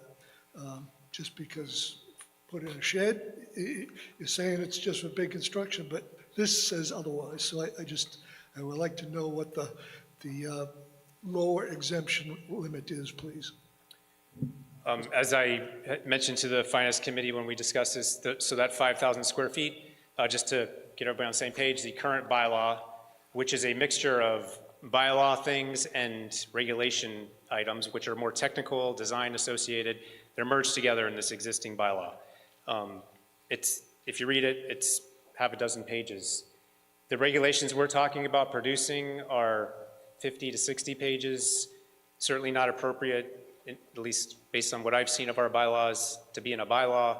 So in our existing, the current bylaw, not the one we're about to hopefully approve, but the existing one, there's mention of a threshold of 5,000 square feet. So if you're beyond that threshold of 5,000 square feet, there's certain requirements that apply to your project. That number itself is not changing, it's just being moved to our regulations. That number was what was approved in 2008 under the existing bylaw. There's no intent to make an adjustment to that. We're just putting it at a different location, essentially. Thank you. Anything else? Seeing nothing. Sorry, wait, what? Who was that? Oh, quick follow-up. So the Mr. question was who's the Stormwater Authority? The Stormwater Authority is the Department of Public Works. So just there is a caveat to that. So if it's a situation where the Conservation Commission has jurisdiction, then certainly whatever they dictate through their process will drive. So just to clarify, in case I was speaking when it goes in the official notes that the town clerk, the question was who's the authority over that, and the answer was DPW. And then I think Mr. Payant said, but in some cases it may be Conservation Commission depending on the status of the land? Yes, and it says that in the bylaw. Okay, just want to make sure I didn't talk over that and confuse things.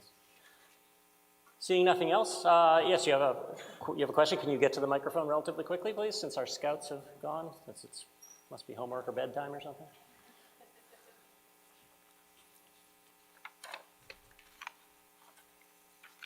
Hi, Ted Gilbert, 26 Charles Street. Just real quick, I was talking to the guys working at the Ruggles West Main intersection.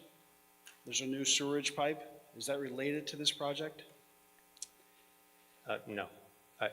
I'm not exactly sure what you're referring to, but this right is... by St. Luke's, there are a couple of guys that are doing some surveying, and they said that it was under the guise of a project for the DPW. Yes.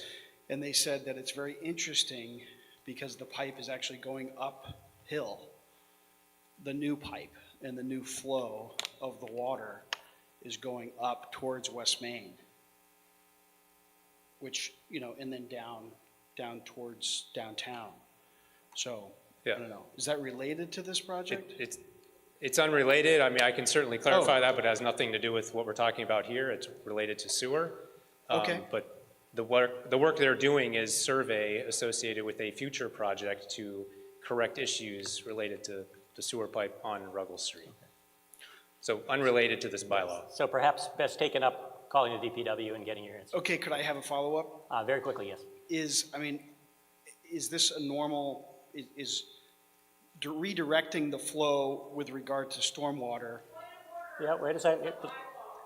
Yeah, but let him just see if this, I'm trying to figure out, if he just was asking if, what this had to do with the bylaws. Is this a common thing, moving water, going uphill for the Yeah, stormwater so project? just to be clear, this article, the article we're talking about is stormwater, which is precipitation comes down, hits your roof, goes out to the street. We manage it to make sure it doesn't cause flooding.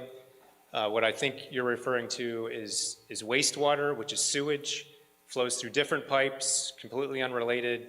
I think, hopefully that clarifies, but Okay, so it sounds like better taken up by calling DPW and getting clarity about that. Thank you. Seeing no one else, our action comes on Mr. Payant's motion, which was to approve the article as printed in the warrant. When the green light goes on, pressing 1 is a vote in favor of Mr. Payant's motion. Pressing 2 is a vote in opposition. Voting has begun.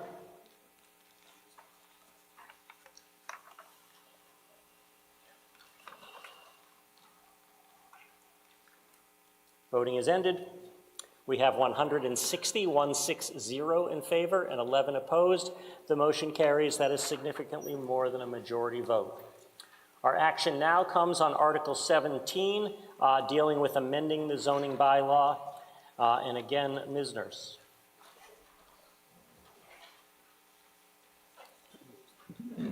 Hazel Nurse, 80 Nurse Street.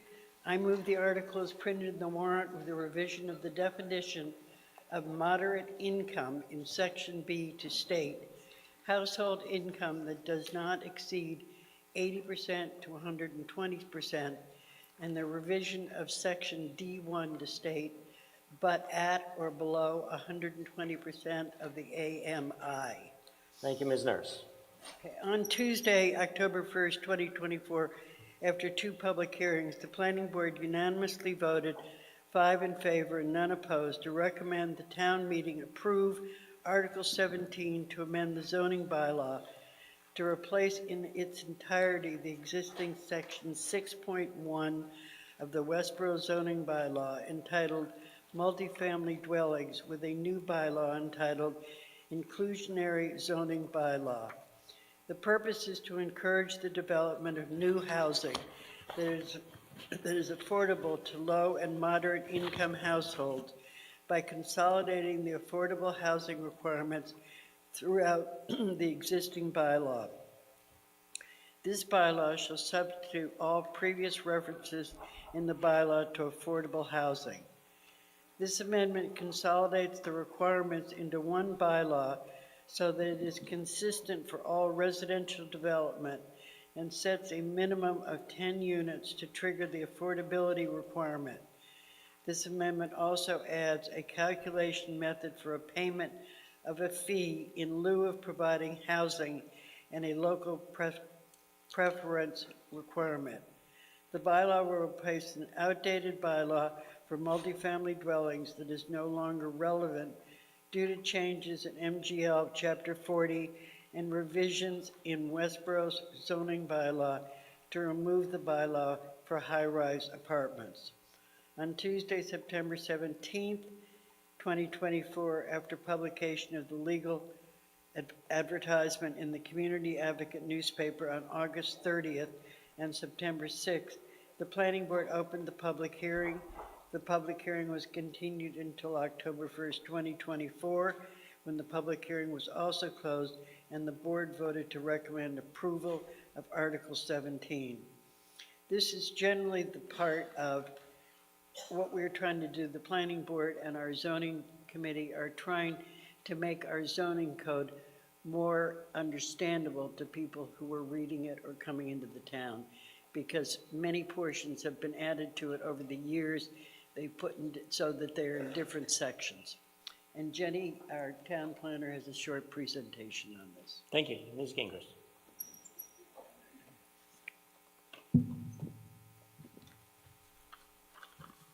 Okay, thank you. Jenny Gingras, the Director of Planning. Yeah, aim it up. Thank you.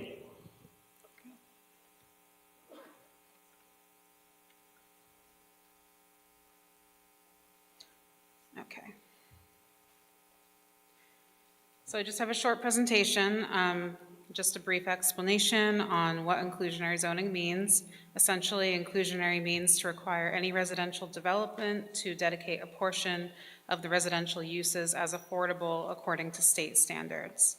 To qualify for the affordable housing, a household must not exceed a specific percentage of the area median income, or AMI.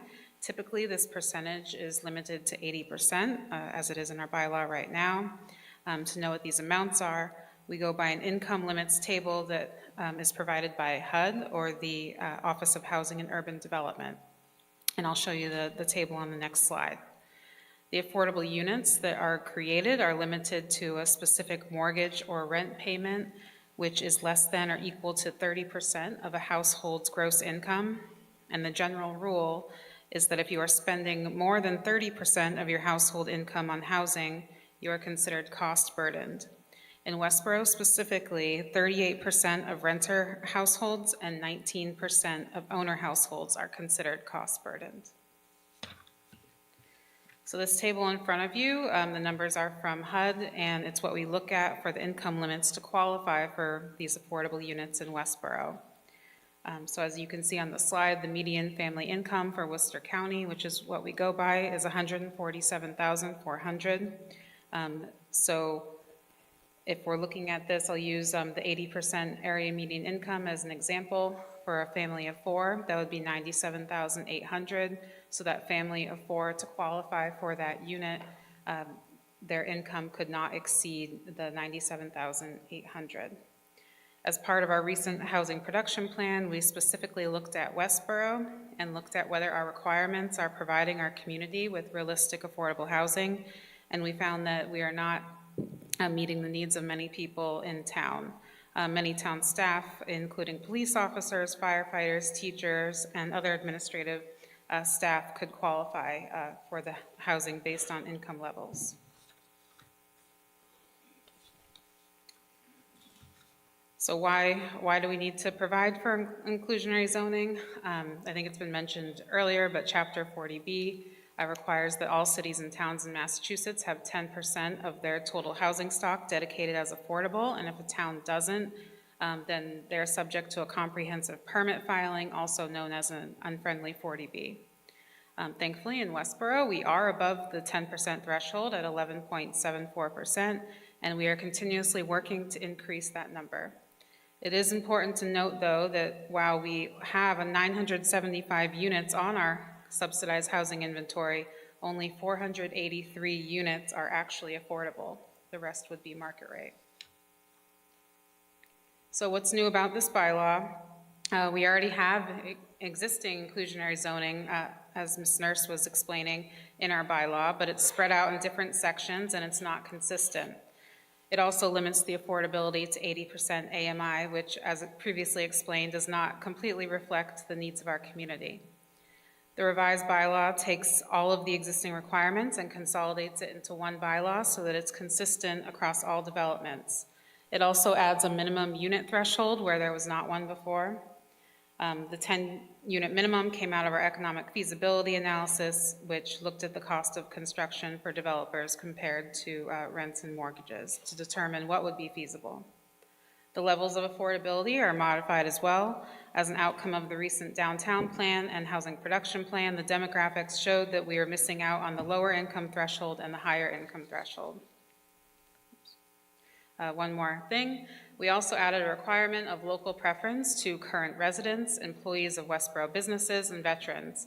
This means that when marketing the affordable units, those groups would need to be considered first.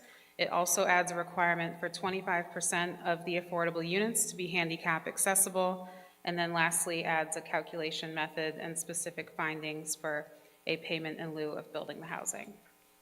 So for more information, we do have a page on our website. Thank you. Thank you, Ms. Gingras. Questions, comments? Mr. Bain. Yes, Mr. Moderator, Ed Bain, 5 Thomas Rice Drive, Chair of the Westborough Affordable Housing Trust. At our last meeting, the trust voted to support this article unanimously. Thank you. Thank you, Mr. Bain. Mr. Caprioli? Mr. Moderator, before you start my time, I have a question, which I'd like not to count on my time. If No, it's I- going to count as your time, so. If I ask a question, does the person answering the question count against my time? No. No? Okay, No, it fine. doesn't. In the definitions, B definitions, it says affordable units, a dwelling unit that is affordable and occupied by a low or moderate income household. What is the provisions to deal with a unit that is no longer occupied by a low and moderate income household? Yes, thank you. So these units are deed restricted, and so the affordability requirement is in perpetuity, so forever. No, I know the unit is, but what about the occupant? What if the occupant's income goes up so they no longer qualify as low income? Go ahead. There's monitoring done every year, so the developer or the owner of the property is required to submit that information to the state, and then we also monitor it as well in the town. So those units are then asked, the unqualified occupant is asked to leave because they no longer qualify as affordable families, correct? Well, for rental units, the unit would not be rented to a family that did not qualify for. But then after it's rented, what if they... Gabriele, let her finish before you interrupt, please. I think she did. No, I don't think so.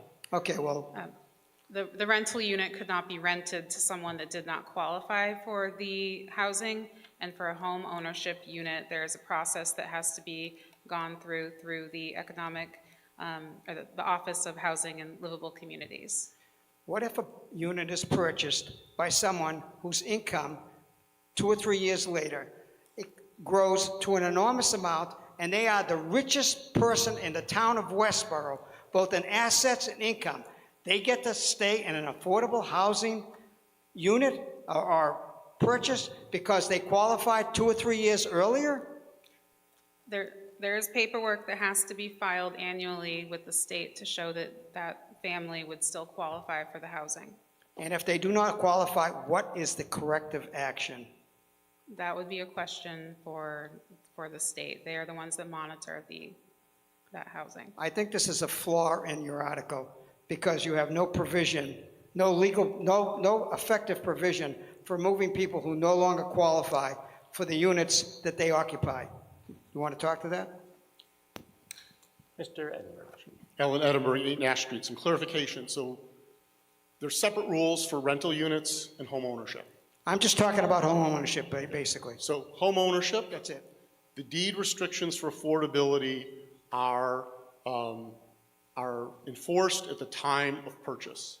So if you have someone who qualifies for affordable housing and they're able to buy that home at an affordable rate, yes, the hope is that their income rises and they're able to use that affordable housing and that housing stability to get their kids educated, to grow, to get better jobs, to be members of the community. Hopefully their income rises. When they go to sell, the sale price of the house is set by the state based on the current affordability requirements for that property.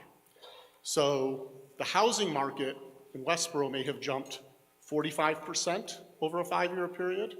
I think we've seen something close to that on our tax bills. The affordable housing price and sale price will only scale with the increase in area median income. So what will happen, and what we've seen, for example, is a home purchased 10 years ago for $225,000, went up for sale again, and it sold again for $255,000. So the family doesn't benefit from the market rate increase of the value of the property, but no, we're not evicting people who own a home because they happen to start to be successful. The goal is that people are successful, they then move it out of affordable homes into market rate homes, and we've seen that several times in the last 5 years in town, and then the home is then sold affordable to a new family that qualifies for the affordable home.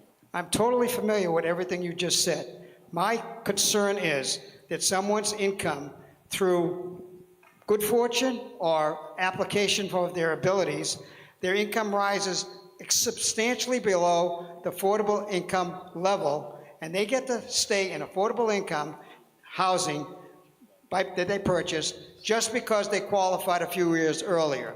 Secondly, something that has not been brought up is the affordable housing assessment and their taxes are at a lower rate, the rate at which that house is relationship to the neighborhood. So not only do they get to stay in more affordable housing, when they are wealthy beyond compare, they get to pay lower taxes. Now, there are people that know this system is flawed and they play it. That's how human beings exist. May I respond? Mr. Edinburgh. Okay. A quick response, Alan Edinburgh, 8 Nash Street. You are correct. Someone buys an affordable home, they inherit, whatever happens, they become wealthy. No one kicks them out of the house. And yes, affordable homes, property taxes are based at the affordable assessment for that property as it scales each year with area median income. That said, that's what you're talking about isn't a flaw with the bylaw. That is defined and set in stone by the U.S. Department of Housing and Urban Development and as interpreted and codified in Massachusetts general law. If you want that component to change and you want towns to be able to evict people who bought a home affordable, who made more money, you need to talk to the state legislature. This bylaw makes sure that the town stays in conformance. And as an FYI, the last time the state made a significant change to affordable housing rules and regulations and laws was 1972. So we're all for modernizing. But if you're not happy with that, it's not an issue with this bylaw, it's an issue with state law. Thank you, Mr. One last thing. It's not about me. It's about the people that don't get to occupy the affordable housing unit because somebody that's not qualified is in that unit. Okay, thank you, Mr. It's a Caparelli. Your time is question up. of justice. Mr. Caparelli, time's up. Mr. Conklin. Boyd Conklin, 8 Water Street.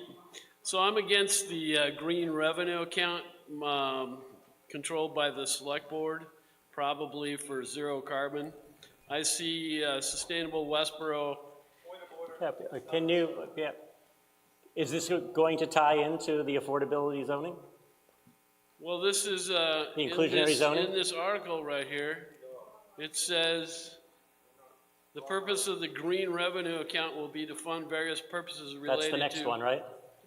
Is that the next article? Yes, that's the next Oh, article. wrong article? Yeah, it's Article 18. Sorry. Thank you. Okay. Mr. Gilbert.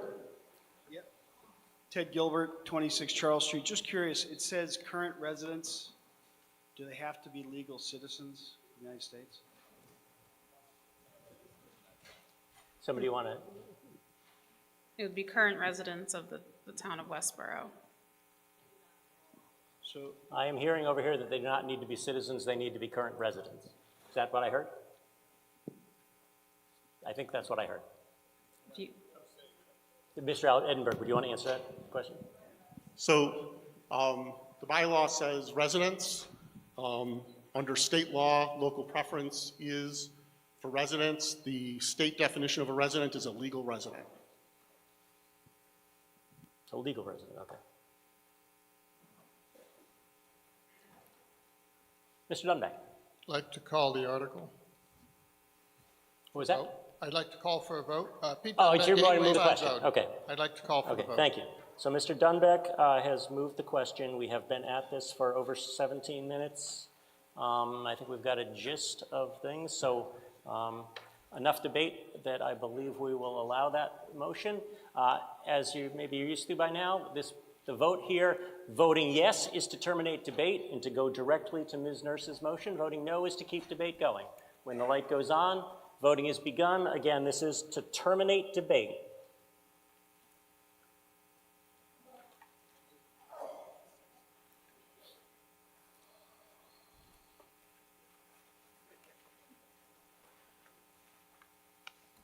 Voting has ended. We have 147 in favor, 13 opposed. The motion carries. That is well over a 2/3 vote, which is required to change this kind of zoning bylaw. So we now go to Article 18. Oh, sorry, that was to terminate debate. Jeez, my apologies. Even for me, it's late. Sorry, thank you for pointing that out. That would have been really embarrassing. So see, Mr. Caprioli, I do make mistakes. So now our vote comes on Ms. Nurse's motion, which was that text that's there. So now you're voting on Ms. Nurse's motion, which is to approve the article as put in the warrant with the changes that she read.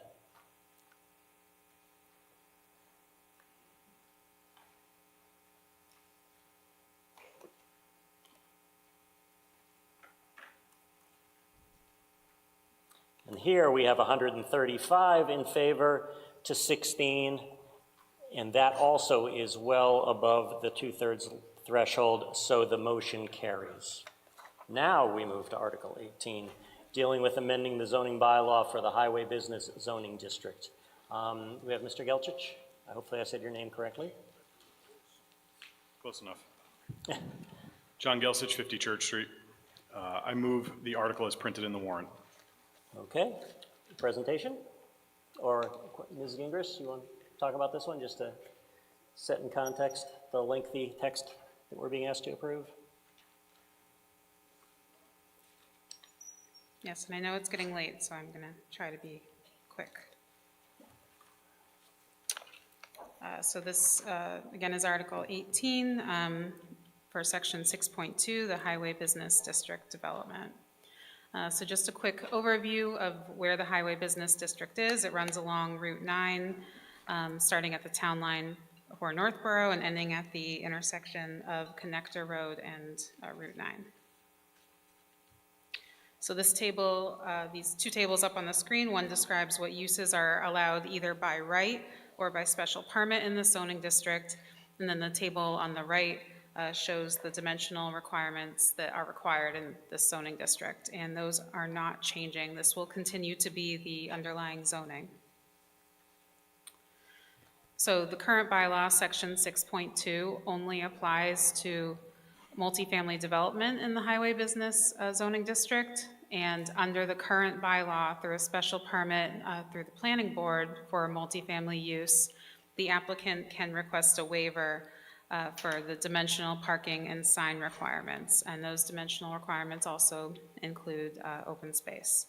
So under the revised bylaw, it would allow for the same flexibility for commercial developments through a special permit from the planning board.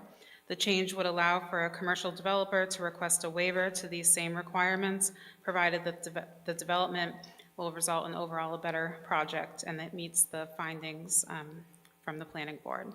It also adds height and setback flexibility to accommodate sustainable features. It adds some bicycle parking requirements and adds criteria for an open space reduction. So one thing I'll just talk about briefly is the open space requirement for this specific zoning district. So Westborough currently has a 60% open space requirement for this zoning district, and in comparable with towns with similar zoning districts, the requirement is much lower, making Westborough less competitive for commercial businesses compared to other communities. The high requirement keeps away high-value development that we may see as a benefit to the town, but we can't allow because of the restrictions in the zoning. So why should we allow for this zoning flexibility? Well, under the current requirement, we're not getting contiguous open space from the requirement.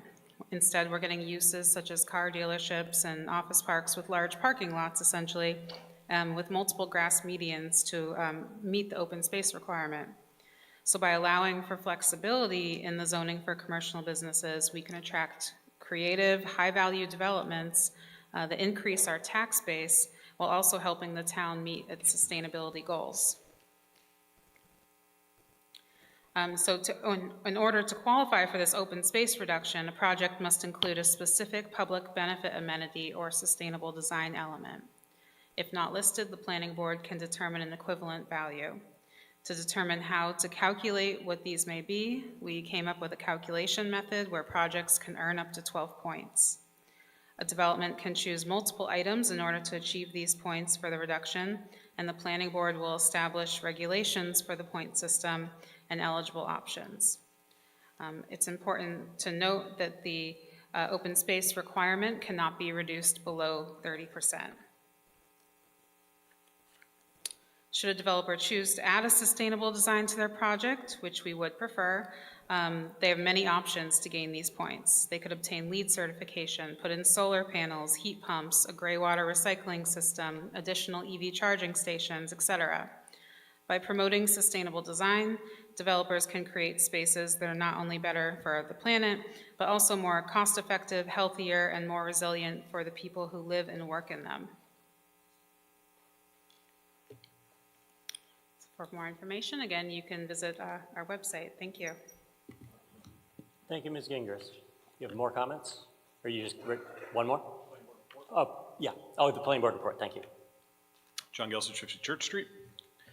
On Tuesday, September 17th, 2024, the Planning Board unanimously voted 5 in favor and none opposed to recommend that the town meeting approve Article 18 to amend the zoning bylaw to replace in its entirety the existing Section 6.2 of the Westborough zoning bylaw entitled Multifamily Housing in Highway Business District, with a new bylaw entitled Highway Business Zoning District Development. On Tuesday, September 17th, 2024, after publication of the legal advertisement in the Community Advocate newspaper, on August 30th, 2024, and September 6th, 2024, the Planning Board opened the public hearing. The public hearing was closed on September 17th, 2024, and the Board voted to recommend approval on Article 18. Thank you. Ms. Henderson. Karen Henderson, 11 High Street, member of the Economic Development Committee. At our meeting on October 1st, the Economic Development Committee voted unanimously to support this article. Thank you. Thank you. Mr. Dunbeck. Pete Dunbeck, 8 Wayside Road. The Sustainable Westborough Committee voted unanimously to support this article in our September meeting. We also worked with Ms. Gingrich in the development of this and feel it's a very innovative way to try to achieve both the economic and sustainability goals of the town. Thank you. Mr. Conklin, since I interrupted you before, you are back there. I was going to give you time there. Mr. Conklin. That was my mistake. Yeah, okay. Are we up? Boyd Conklin, 8 Water Street. So I look at this this business here with this green fund of Sustainable Westborough, perhaps Select Board, and this kind of thing, strong arm tactics to fund the non-binding climate action plan of 2019 that was brought in. And so as the advisory finance minority opinion states, costly and complex undertakings. So once again, we've got the Sustainable Westborough and the Select Board and these other committees in town going for a very expensive solution as far as like trying to get electric school buses, cop cars, fire trucks, DPW, all the municipal stuff. All this stuff costs twice as much as a gas-powered car, and the dreams of zero-carbon Westborough are very expensive. Thank you very much. Thank you, Mr. Conklin. Mr. Gilbert. Yep, Ted Gilbert, 26 Charles Street. Just your slide where you list the percentages of open space requirement, and we have 60.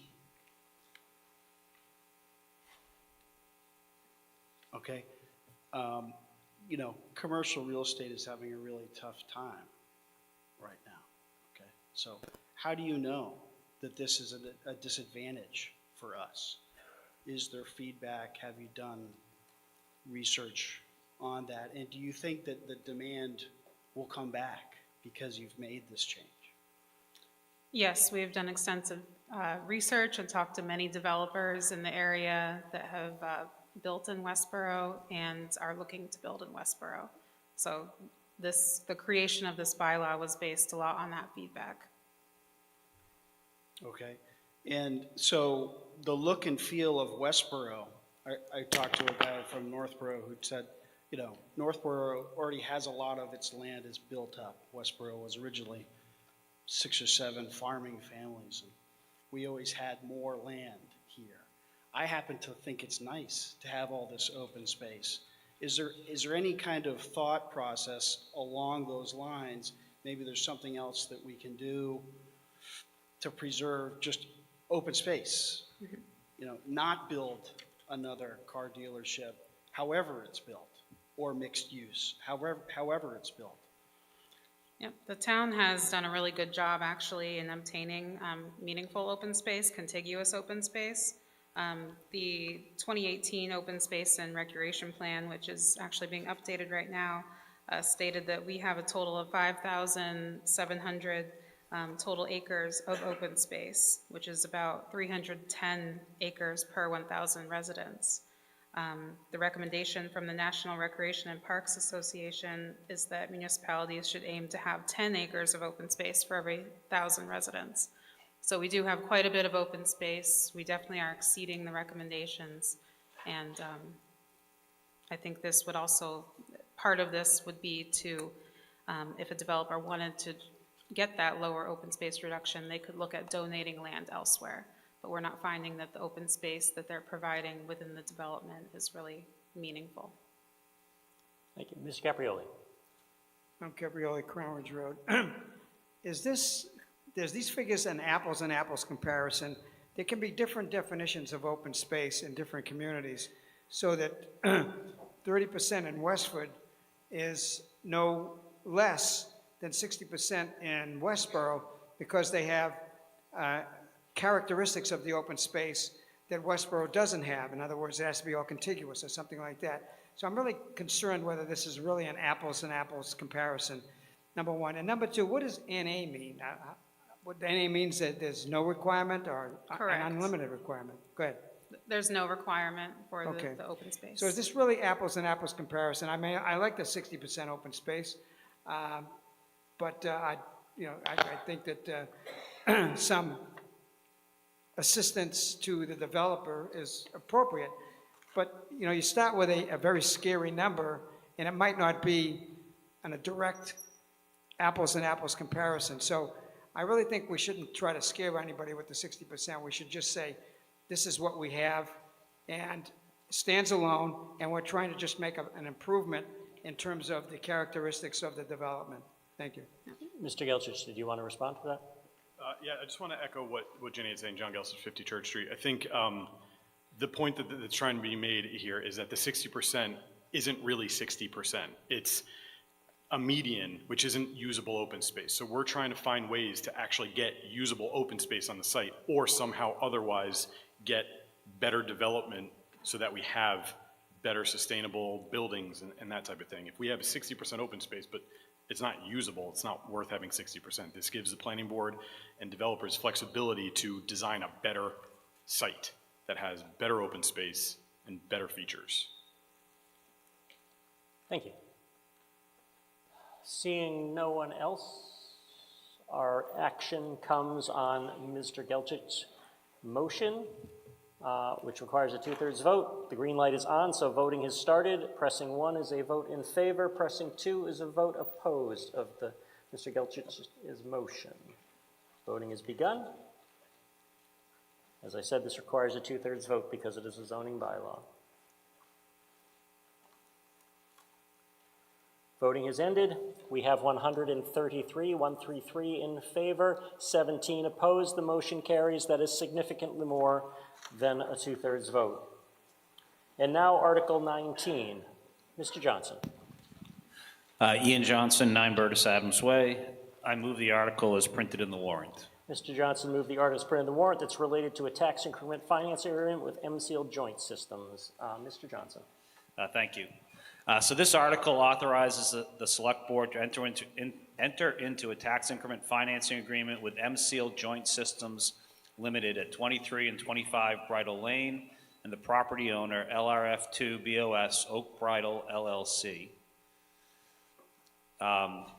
MCL, the company, is planning to expand its operation in Westborough and expects to create a minimum of 20 new permanent full-time jobs by 2029.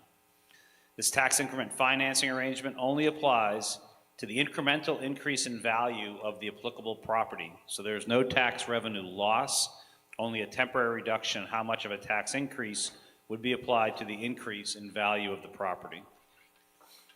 The town's involvement also allows for the opportunity for state investment tax credits for this business, which has already been approved by the state, but it's contingent on this town meeting vote.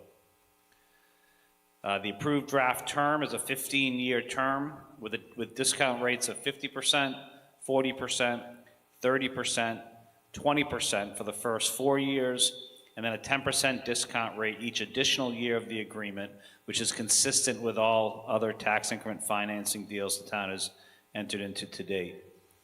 Probably most importantly, the estimated local discount over the term of this agreement is approximately $24,000. Thank you, Mr. Johnson. Questions, comments? Seeing none, our action comes on Mr. Johnson's motion. When the green light goes on, voting will begin. Voting begins. Pressing 1 is a vote in favor of Mr. Johnson's motion. Pressing 2 is a vote in opposition.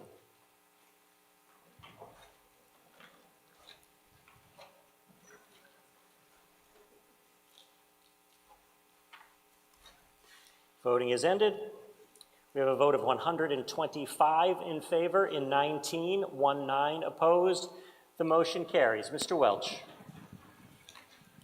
I move that we dissolve the October 21st, 2024 special town meeting. Mr. Welch has moved that we dissolve the town meeting, having finished the business on the warrant.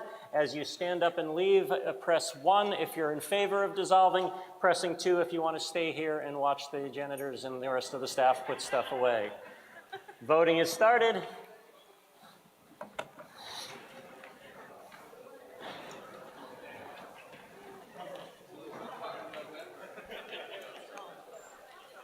And thank you for staying all evening. For those of you who are able to be here, we really appreciate it. Thank you for doing your job as a citizen legislator.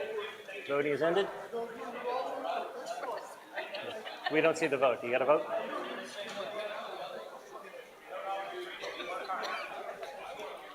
Yes. Okay. Because a lot of you aren't voting, we have a vote of 16 in favor and 1 opposed. The town meeting is dissolved. Thank you. What were you saying, Joe? Oh, you're welcome. Thank you.